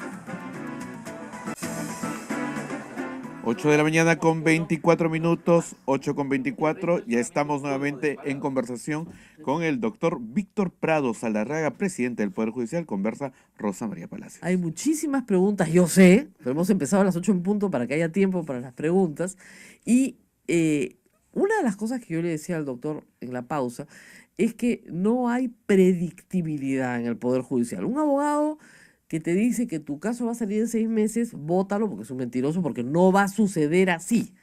Él no te puede decir ni cuánto tiempo va a durar el caso, ni cuáles son las perspectivas de éxito o fracaso. No te puede decir nada, no porque no haya estudiado y no sepa, no conozca la jurisprudencia, sino porque estás en manos absolutas de la discrecionalidad del sistema. Y puede ser cualquier cosa. Bueno, eso no es un sistema, pues, doctor. En ninguna parte del mundo eso no es un sistema. Efectivamente, no solamente está en el procedimiento y en la mala práctica del operador que abusa o no usa debidamente las normas, sino que también está en los abogados, Por supuesto. Porque nosotros recibimos recursos de revisión, nosotros recibimos recursos de casación que no tienen ninguna base siquiera mínima de aceptación, pero detrás de ese recurso hay usuarios que están en la expectativa, mal creada por el abogado, de que eso va a funcionar. Es que a veces funciona. Y como decía uno de mis ancestros, el abogado nunca pierde, a él hay que pagar los honorarios, se gane o se pierda, de todas maneras. Y aquí el problema es este. ¿Por qué pasa eso? Bueno, en España tuvieron una alternativa, no le gustó a mucha gente, pero yo creo que aquí tenemos que pensar de alguna manera, que las costas no deben de pagarse al final en los recursos de casación, sino antes. Ya, Esto es claro. que quede como una garantía, una precautelar, si se quiere, Ajá. para que se sienta que hacer una casación no es escribir 4 páginas, sino es usar conceptos, evaluar críticamente una decisión y ayudar a una mejora de una decisión posterior. De lo contrario, solamente una burla al usuario, es una frustración. Más grave, los recursos de revisión, porque se trabaja con la expectativa de gente que está en prisión y que no va a salir. Sin embargo, le plantean su revisión y de hecho eso no lo hacen gratis. No, no, evidentemente, nadie trabaja en el sistema judicial gratis, eso nos ha quedado todos clarísimos. Pero el tema es el siguiente, doctor, que a algunos sí les liga, como dice la gente. Entonces, si a algunos sí les liga la casación, ¿qué perdemos? No perdemos nada. Pongamos dos ejemplos así pareciditos, ¿no? Keiko Fujimori sí consigue su casación para que todavía no se haya resuelto, pero consigue que le admitan la casación por el caso de donaciones de campaña, caso Cócteles. Ollantuma y Nadine Heredia, reos en cárcel, piden una casación, mismo caso, donaciones de campaña, lavado de activos con medida de detención preventiva, y la Corte Suprema no admite la casación. Y se tienen que ir al TC para poder salir. O sea, le dan la casación por el mismo caso a dos figuras públicas conocidas, con poder, a una sí y a la otra no. Explique eso. Eso no lo entiende nadie. Bueno, dos aspectos, ¿no? Dice un viejo adagio español, con el perdón del público, cura y magistrado casi castrado, ¿no? Para dar a entender que la posibilidad de un juez, y en mi caso ahora de un presidente del Poder Judicial, de dar opinión en casos que se están ventilando y que están en un nivel de trámite, no me es permitido Yo ni lo por la sé. ley orgánica, ¿no? Pero lo que sí le puedo contestar Imagine- fuera de esos casos es fuera- que efectivamente la falta de predictibilidad, la falta de una jurisprudencia ordenada, sistemática, que permita reconocer línea de argumentos sólidos, no es una de las características de las decisiones judiciales en todas las instancias. Estamos en eso, porque hay también una línea de acuerdos plenarios. Yo, como sabe, tengo una especialidad en el derecho penal. He trabajado en muchos acuerdos plenarios que incluso han enmendado los errores, los vacíos de la legislación producida por el Congreso y que se aplican perfectamente. No, Pero de hecho, en el caso de tenemos... prisión preventiva, créame que los acuerdos plenarios no se aplican perfectamente, ¿ah? Claro, yo le decía Es de cualquier derecho... cosa lo que han hecho ustedes. O sea, eh, ustedes han fijado unos criterios y los jueces de abajo hacen cualquier cosa. Es decir, yo me refería, cuando hablamos de derecho penal, obviamente también hay que hacer un matiz. Yo soy especialista en derecho penal material, no en lo procesal. Yo lo Y yo sé. comparto con usted su opinión. Para mí, el peor acuerdo plenario que tenemos es el que tiene que ver con prisión preventiva. Es absurdo que los jueces se pasen horas y horas como loros explicando una cosa que se la dice la parte, que la reproduce la otra parte y luego para, como cereza del final, después de muchas horas, colocar un resumen de todo eso. Eso me parece un absurdo. Antes no actuábamos así. Yo no veo que esa sea una de las casaciones que ayude. Más bien agota a todos, crea confusión y no permite resultados oportunos. Ojalá que en los plenos que se vengan planteemos una revisión. Cuando menos, téngalo por seguro que yo lo voy a pedir. Muy bien, por lo menos va esa. Porque la de prisión preventiva, le digo, es la peor. Y además, la aplicación que hacen de ese pleno, ¿sabe Dios qué? Y además, donde estamos viendo casos en Lima. Usted sabe lo que pasa en el resto del país. Luego, tenemos casos donde es imposible obtener justicia. Caso emblemático para las mujeres, Arlet Contreras en Ayacucho.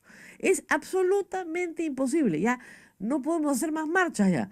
Va por tercera vez a entrar su caso, ¿no? Le han quitado al fiscal porque han declarado al Estado en indefensión. Han tenido que nombrar otro fiscal que se ha tenido que inhibir porque es amigo de los demandantes, perdón, del victimario. Entonces, ¿por qué no se traslada ese caso a Lima? No sé.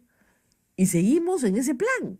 Entonces, si los casos emblemáticos de personas que no van a alcanzar justicia nunca, porque el entorno en el que están, una provincia pequeña, donde todos se conocen, no es imposible porque el juez, el que te juzga, es amigo de tu victimario.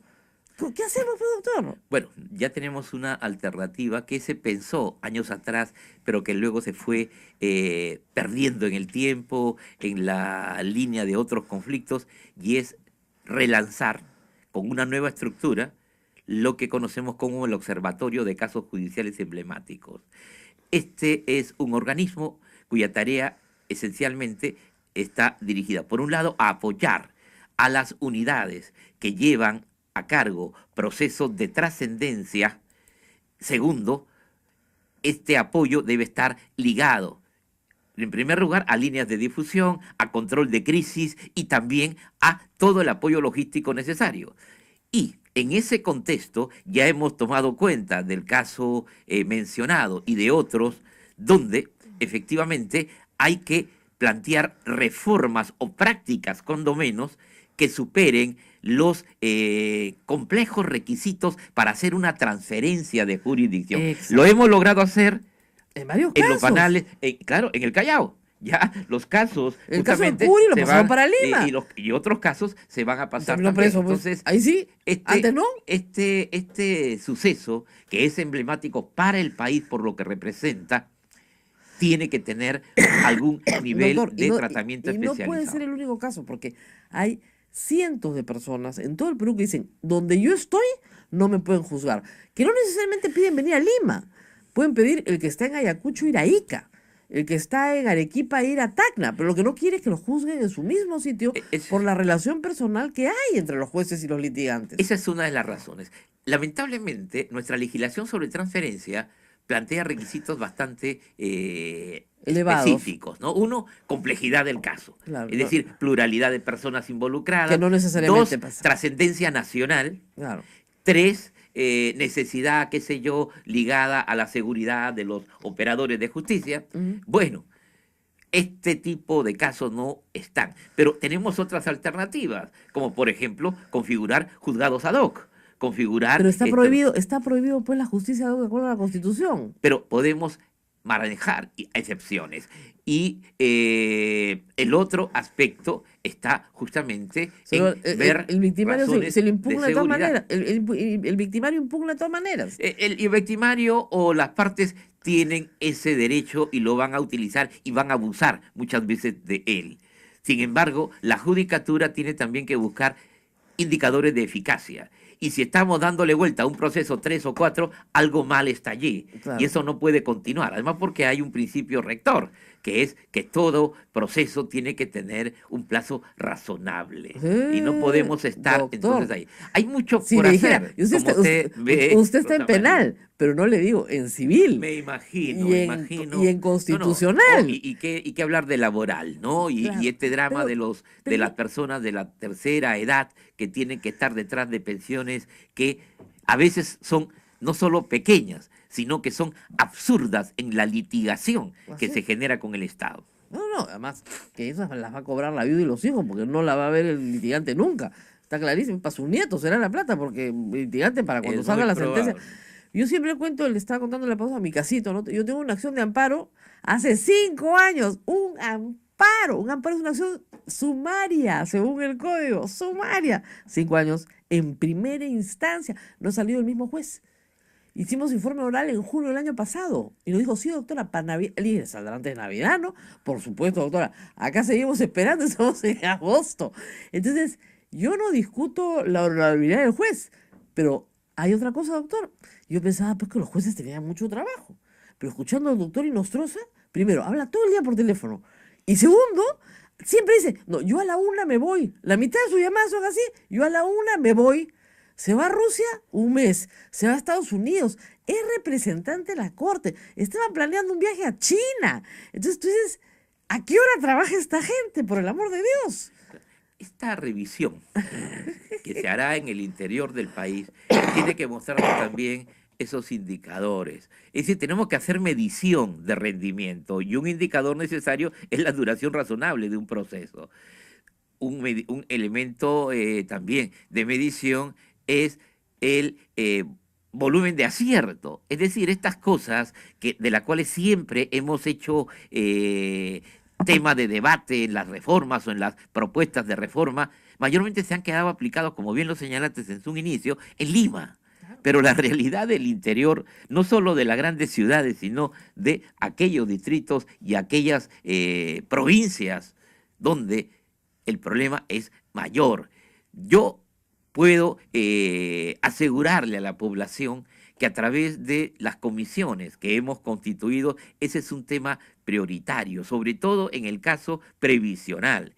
Ya hemos encontrado una alternativa que espero, al implementarla en las próximas semanas, permita que todo este volumen tan grave de procesos ligados a criterios ya resueltos, es decir, de todas maneras va a tener la razón, pero el tema de la espera, la lista de espera o los ritos excesivos o el interés de litigiosidad de la contraparte, que es el Estado y que a veces es el propio Poder Judicial contra los trabajadores, hace que se quede sencillamente en un proceso de nunca acabar y claro está de injusticia. El otro problema es que a veces el Poder Judicial creo que no ve la realidad nacional porque no organiza el sistema de acuerdo a las necesidades del país. Por ejemplo, tenemos una epidemia de violencia familiar, ¿ya? Y no tenemos juzgado de violencia familiar, tenemos juzgado de familia. Entonces, el juez de familia, que tiene que ver patria potestad, alimentos, tenencia de niños, tiene que ver violencia familiar, cuando no es su especialidad tampoco. A ver, doctor, me dice, sí, ¿qué cambio vamos a tener ahí? Esa es una de las líneas de innovación. Bueno, hace unos días se han emitido dos importantes normas. Una que atañe justamente a la prevención, control y represión de la violencia familiar y de la violencia contra la mujer. Y otra que está ligada a el llamado proceso de pérdida de dominio. Esto es a la recuperación de aquellos bienes que tienen un origen ilegal o no definido. Pues bien, ayer justamente en la reunión preparatoria y de instalación que he tenido con el señor ministro de Economía, el primer ministro, los equipos técnicos del Poder Judicial y del Ministerio de Economía, uno de los puntos que diríamos está implícitamente ya acordado, es la provisión de los recursos que necesitamos para poner en operatividad todos los juzgados y juez titular desde el año 91, ¿no? Claro, pero digamos, tiene 40 años en el sistema. Sí, he estado casi en todas las posiciones. En todas las posiciones. He sido relator, juez instructor, de todo un poco. Muy bien. ¿Y usted en 40 años no se ha dado cuenta de lo que está pasando ahí? Bueno, de que habían problemas siempre ha sido una de las variables que han caracterizado al sistema. Doctor, la lentitud. Empecemos por ahí, por la lentitud. No, la lentitud. En 40 años usted tiene que haberse dado cuenta que el proceso es lento. Y en esos 40 años he transitado también distintas alternativas de reforma. Claro, yo lo desde sé. la que surgieron con la famosa comisión de reforma de los años 70, apoyada por la Universidad Católica, pasando por las que implementaron los militares, pasando por la que luego se hizo a través de la intervención de Fujimori, etcétera, etcétera. Y todas han tenido el mismo discurso. Es decir, el diagnóstico, a priori diríamos, ha sido siempre eso: lentitud, corrupción, falta de autonomía. Impredictibilidad. Exactamente. Pero los procesos de acción sobre esos problemas tan claros, entre comillas, nunca han estado a la altura de un diagnóstico empírico real. A la postre se ha hecho de todo, pero a la vez se ha hecho nada. Y ese es lo grave. Porque mire, nos dijeron, yo tengo también muchos años en esto, este año cumplo 30 años de abogada, nos dijeron que el problema estaba en las normas sustantivas. Muy bien. Se cambiaron todos los códigos. Se cambió el Código Civil, se cambió el Código Penal, se cambió el Código Procesal Penal, se cambió el procesal civil en los últimos 30 años. Todos los códigos. Tenemos buenas normas sustantivas. Después se nos dijo que el problema eran los jueces. En el año 93 se hizo un cambio radical en el sistema de selección de jueces.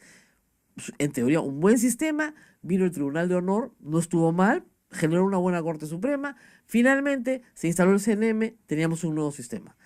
Y después, entonces, las cosas que vamos haciendo como sociedad no están resultando, porque al final, y le digo mi conclusión, no es un problema de normas, es un problema de personas. Completamente de acuerdo. Y aparte de ello, es que las personas interactúan en función a objetivos, en función a valores, en función a procedimientos. Y eso nos conecta con el gran fracaso histórico del Poder Judicial. No tener objetivos institucionales muy claramente definidos y segundo, no contar con un plan estratégico de base empírica. Como todos los organismos públicos, tenemos un plan estratégico que se hace, se actualiza, pero que no tiene ninguna consistencia real. Lo que queremos dejar, al menos en el corto tiempo que yo voy a poder seguir al frente de la Lo institución, podrían reelegir en las diciembre, bases. ¿no? Bueno, en principio está eso prohibido, ¿no? Ah, Pero entonces está prohibido, no se puede. así es. Pero lo que sí quiero dejar es las bases de un planeamiento estratégico. ¿Por qué? Porque como bien ha señalado, son las personas. ¿Qué puede esperarse de una institución que cada 2 años cambia de gestor y cambia de visión? No existe un norte predefinido al que todos apunten. El primer año es una búsqueda de información, un colocarse en el estado de cosas. El segundo año, cuando recién se comienza a actuar, pues ya se está pensando en el nuevo presidente. Por ende, es que una de las propuestas que hacemos, en primer lugar, tener un plan estratégico al cual todos los magistrados que tengan la presidencia deben continuar. Y 3, ampliar el periodo de extensión de gestión al menos en 1 año más, como lo tiene el Ministerio Público. Yo creo que ese aspecto. Segundo, hay algo que ha sido cíclico en la institución. La falta de recursos que ha generado a su vez varios efectos dominó, entre ellos el más significativo, la huelga anual, ¿no? Hemos tenido siempre una paralización, al igual que los maestros, Pero, al igual doctor, que el sistema de los salud. jueces hoy para el mercado peruano, no están ganando mal. No están ganando mal. Por primera vez, le digo, históricamente, los jueces, no estoy hablando del personal administrativo, no están ganando mal. Por eso es que ser juez supernumerario pues es atractivo. Por eso es que le dan chambita pues a todos los amigos del doctor. Entonces, no es, y además porque los sueldos que se fijan desde Lima son a nivel nacional y para algunas provincias del Perú incluso es hasta interesante, ganas más como juez supernumerario que como abogado en una práctica privada. Eso que señalas es correcto, es un proceso de incremento aceptable en línea remunerativa, claro, muy diferente de lo que se da en otros sistemas de la región, pero para nuestra realidad es una remuneración acertada. Sin embargo, eso no lo tenemos en la misma dimensión en el plano de los trabajadores. Allí es donde tenemos las paralizaciones. No, Los obviamente. trabajadores tienen un reclamo. Yo ayer he tenido la oportunidad de participar de la instalación de la comisión bipartita, Poder Ejecutivo, Poder Judicial, que busca en consensos y afinar propuestas para llegar a un presupuesto que pueda fácilmente ser digerido y aprobado por el Congreso de la República. Yo considero esa reunión muy auspiciosa, porque la primera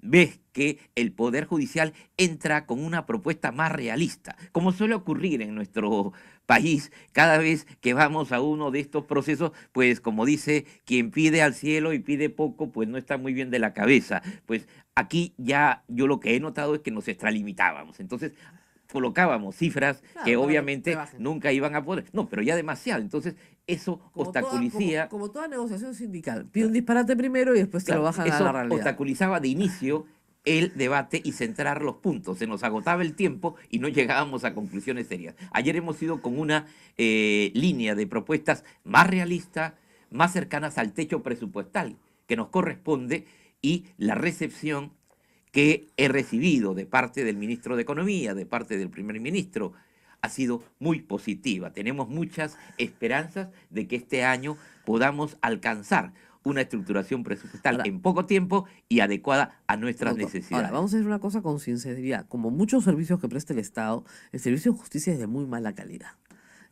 O sea, digamos, desde el punto de vista del usuario, y es evidente que en un litigio donde hay dos partes siempre va a haber una descontenta. O sea que, digamos que nunca van a tener más del 50% de aceptación. Y eso sería lo esperable para un poder judicial. Pero el problema es que ustedes tienen pues 10% de aceptación.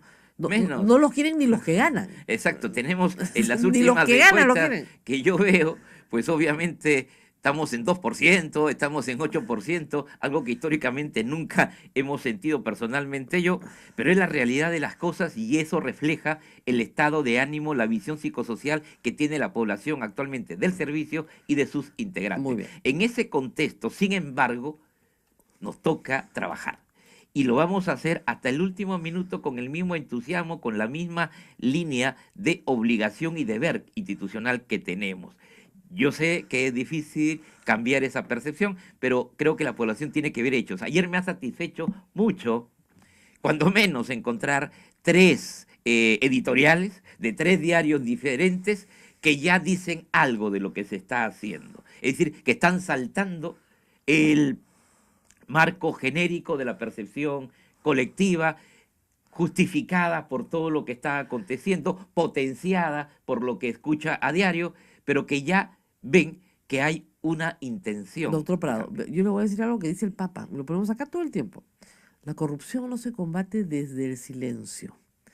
El problema con la Corte Suprema es que si bien muchos de sus magistrados no son corruptos, han permitido, es decir, han mirado para el otro lado. Y ese es el grave problema del Poder Judicial. Una fiscal provincial del Callao, un juez de investigación preparatoria, que es lo mínimo que hay dentro de la estructura judicial, son los que han descubierto todo este problema. ¿Por qué han mirado para el otro lado? Hay dos aspectos que son importantes. La Sociedad Dominica de Medios de Comunicación, Sodomco, presenta A Pensar Más con Rosa María Palacios.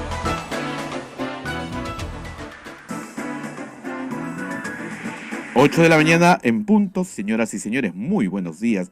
Bienvenidos a la Sociedad Dominica de Medios de Comunicación, Sodonco, que empieza a transmitir A Pensar Más con Rosa María Palacios.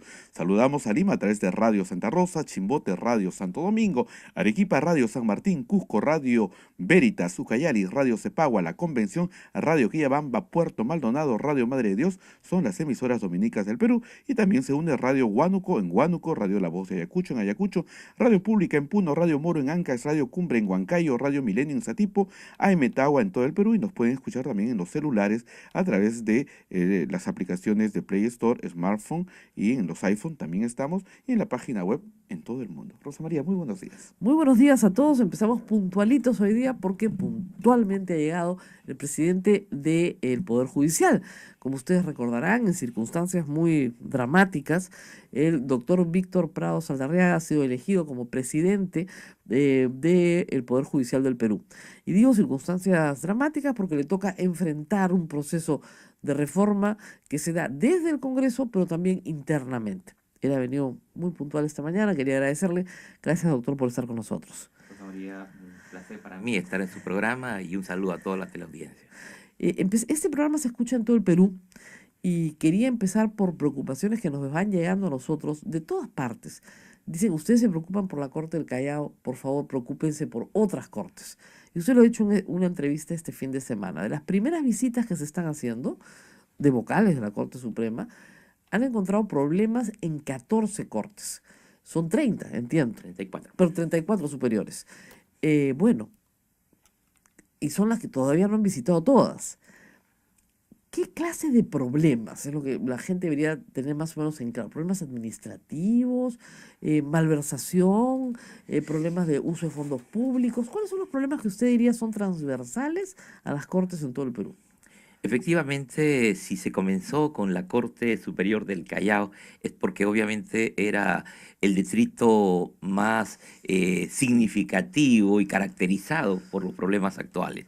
Ayer hemos iniciado la intervención de la Corte de Lima Sur, donde también estamos visualizando ya primeros hallazgos que son preocupantes y que validan las hipótesis que hemos tenido para iniciar este trabajo de mayor aliento y amplitud que realizaremos los días 23 y 24 de este mes.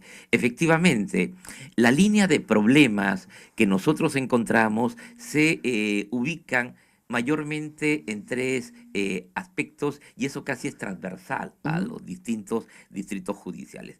El primero está conectado a la designación de magistrados supernumerarios o provisionales, los cuales, como tienen por vía de elección o designación una decisión cuasi personal del presidente de la Corte, pues no siempre en este proceso se adoptan criterios claros, no siempre en este proceso prima los antecedentes de carácter técnico, de carácter ético que pueden tener los postulantes. Doctor Prado, paremos ahí un momento para que la gente se haga una idea.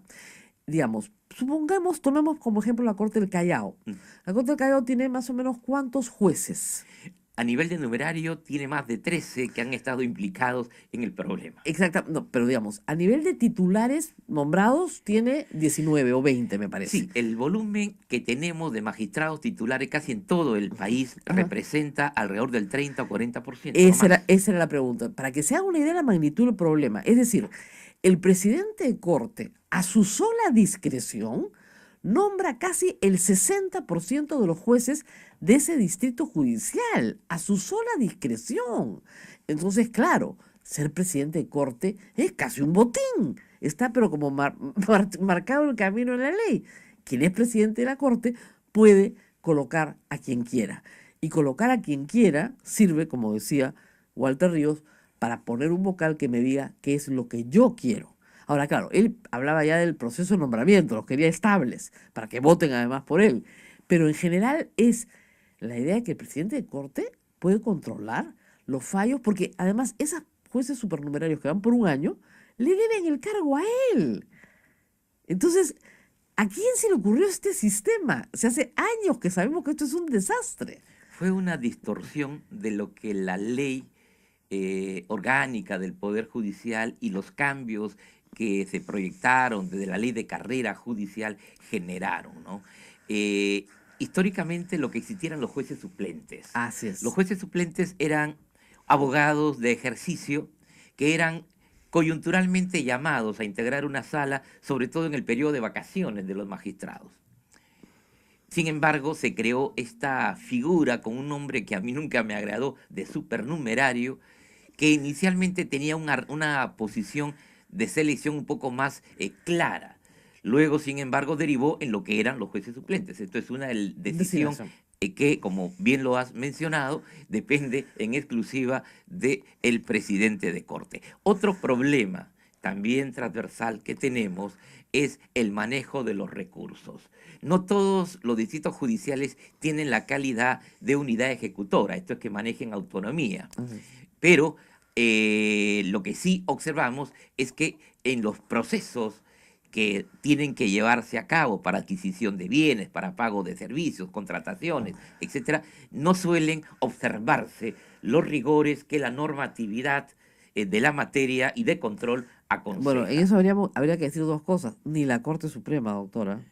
Bueno, la experiencia nos está marcando que efectivamente, aún a ese nivel, encontramos situaciones, por decirlo de alguna manera, no muy claras, ¿no? Ahora, es también otro problema que nosotros encontramos, es que las líneas de producción de los magistrados son bastante desacompasadas. Aún en distritos de pequeña carga procesal vemos siempre un nivel de retraso, un nivel de direccionamiento, si se quiere, de procesos. Entonces, todos esos aspectos que los estamos constatando, al margen de ya el más grave, que es las relaciones fuera del sistema, las que nos están mostrando una conexión, una interferencia de terceros, en casos como el Callao, del crimen organizado directamente, y que van a ser factores que afectan pues la imparcialidad, que afectan el manejo adecuado de los procesos, que llevan pues a decisiones completamente controvertidas o inconsistentes. Como yo lo he sostenido en más de una ocasión, tenemos identificadas salas que aportan un volumen muy alto de sentencias absolutorias, que cuando son revisadas por la Corte Suprema, vemos que no hay una consistencia, que se ha hecho un abuso de normas como el indubio pro reo para en realidad encubrir situaciones que merecían otro tipo de veredicto. Entonces, esta es la situación que nosotros queremos afrontar. Y claro está, recoger la opinión de la población que nos va a señalar más defectos que aquellos que nosotros podremos visualizar. Nosotros vamos en un plan de autocrítica, en una actitud de enmienda, en una actitud de recoger las críticas, por más duras que ellas sean, pero que nos deben demostrar dónde están los conflictos y qué es lo que inmediatamente podemos hacer. Esa es la misión que vamos a desarrollar el 23 y 24. ¿Cuántos años tiene usted en la judicatura? Yo ingresé como amanuense, que es el que lleva los expedientes, el año 1978. Y desde allí ya como las que usted está reclamando en este momento. Para violencia familiar, exclusivas. Específicamente. Así que ¿Y cuántas pondría en todo el Perú? En los distritos que hemos identificado como de mayor opción. Pero eso ya es una práctica. Esto ya es una ampliación. ¿Qué es lo que hemos estado haciendo ahora? Vistiendo santos vistiendo a otros. Bueno, como nos falta juzgado de violencia familiar, entonces el juzgado penal, que ahora se convierte. ¿Y qué hago con los que están procesados en el ámbito penal? Ni chicha ni limonada, como diría un viejo cantante chileno. Lo que tenemos que hacer es que si se nos exige mayores unidades que son necesarias, esas leyes tienen que estar acompañadas del respaldo financiero. Pero las leyes suelen decir, al final, que esto lo haga el Poder Judicial con lo que ya tiene, que en realidad no tiene. Entonces, lo que ahora he planteado como una cuestión, llamemos así, esencial, ha sido eso. Y, por ende, felicito y agradezco la buena disposición del gobierno, que entiende que este es un problema que ya se salió de las manos al Estado y que significa que tenemos que actuar. Y no solamente en el plano de lo penal, porque esto está conectado con toda una línea de efectos psicológicos, preventivos, y que tenemos que trabajar desde la formación. Hay casos de violencia familiar que no son penales, pues ese es el problema. Por eso están en los juzgados de familia. Entonces, son casos que tienen que ver con faltas, con, en fin, otro tipo de medidas cautelares para las víctimas, pero que los tiene que ver un juez. Entonces, esos casos que están yendo a juzgados de familia, están saturando los juzgados de familia, que tienen que ver otras cosas, y no están resolviendo a las mujeres, porque la mayoría de las litigantes, las denunciantes son mujeres, además a las cuales el Estado le dice todos los días, denuncia, denuncia, denuncia. Va a la comisaría, denuncia, y hay que ver lo que le pasa después a esa pobre mujer. Por eso se acabó. Las famosas medidas de protección no protegen absolutamente el espacio que decide proteger. Doctor, ¿y eso es lo que vuelve a hacer? ¿Cuántos juzgados en Lima van a haber para violencia familiar? Por lo menos en Lima Centro. Estamos pensando más o menos en un porcentaje de 5 juzgados y también salas, 2 salas. Ya. Pero eso va a crecer según la necesidad. Según la necesidad. Para todo Lima, que incluye Norte, Centro, Callao. Claro, porque van a ser juzgados de dedicación exclusiva a ello, ¿no? Entonces, este es un balance preliminar, porque la ley se ha dado hace 2 días. Exactamente. Entonces tenemos que hacer un estudio técnico de cuál es la línea de demanda, etcétera, etcétera. Pero claro, hay lugares muy claros, ¿no? Vía María del Triunfo, etcétera, donde tenemos. Doctor, y hay otra cosa, antes de irnos a la pausa en violencia, que no quiero dejar pasar, que es, a ver, como lo que se llama el papeleo, la adoración al papel que hay en el Poder Judicial. Hoy en día llega una mujer a una comisaría a presentar una denuncia y al policía le pagan por ser taquígrafo, más o menos, ¿no? Cuando bastaría una pequeña cámara donde la mujer pueda contar su historia, y eso, basta con eso para que esa sea su denuncia. Es una denuncia testimonial en video que se remite al juez. Y el juez lo único que tiene que ponerlo en su computadora y verlo. Y ya tiene el testimonio a la parte. Y si quieren va con una sumilla. ¿Ya? Pero no necesariamente tiene que sentarse y repetirle al policía, repetirle al fiscal, repetirle al juez durante el proceso, cuando ya está el testimonio grabado. Ese ha sido el objetivo en el caso de menores de la famosa cámara Gesell. Exacto, pero no se usa, pues. Es decir, no tenemos en todo el país esto. Entonces, pero una camarita, no le digo la Gesell, una camarita como la que tenemos acá. Vamos, qué sé yo, un teléfono celular. Exactamente, pero vale es ingenio soles, únicamente. Pues. Pero el problema es justamente otra consecuencia de esas que yo llamo, aunque a muchos no les guste, pero lo seguiré diciendo, reformas de papel. Creamos mucha expectativa, hacemos leyes que tienen todos los estándares internacionales, pero ni capacitamos al que las va a aplicar, ni le damos los recursos para hacerlo. Moraleja, se frustra todo el mundo y se pierde o se desgasta la iniciativa. Y además, otra cuestión, la carga procesal más grande del Perú, ¿dónde está? En los juicios de alimentos. Ahí está. Usted saca los juicios de alimentos y saca los juicios de pensiones y usted se queda sin chamba, porque de verdad que los otros juicios podrían pasar. O sea, la carga penal no es tan grande como la cantidad de juicios de alimentos que hay. Bueno, eso depende porque son indicadores y tipos de procesos distintos. Pero una cosa sí es cierta, que juicios de alimentos o multas de tránsito pueden llegar a la Corte Suprema, y eso es un absurdo. Así es, porque lo que tú piensas en un juicio de alimentos es, ahí sí hay un niño que no tiene que comer. Entonces, lo que tú estás pidiendo es la celeridad más inmediata que puede haber. O sea, este mes que me deposite a fin de mes. ¿Ya? No que me esperemos 6 años para llegar a la Corte Suprema para que me den unos devengados de Dios sabe cuándo. ¿No? Entonces, yo entiendo que tiene que haber pluralidad de instancia. O sea, no me opongo a eso, Pluralidad obviamente. no quiere decir llegar a la Corte No Suprema. trío, ¿no es cierto? Entonces, evidentemente se podría prohibir que los juicios de alimentos vayan a la Corte Suprema. Completamente de acuerdo. Ah, estamos de acuerdo. Vamos rápido, entonces. Vamos a la pausa y volvemos. A ver. Bueno, están hablando cuando intervienen cortes, dice, en Arequipa, que hay muchas irregularidades. En Cusco nos están escribiendo bastante de Arequipa y Cusco y de Ancash. Pues nos escuchan en todas partes, así que... Sí, la intervención a esas cortes que han mencionado y a otras tienen 2 etapas. La primera, que es, llamemos a los puntos más neurálgicos, será el día 23 y 24. Pero yo quiero hacer que esto, que es una innovación inédita en la historia del Poder Judicial del Perú, se convierta en una política institucional y, por tanto, año a año se hagan este tipo de intervenciones. ¿Quién realiza la visita?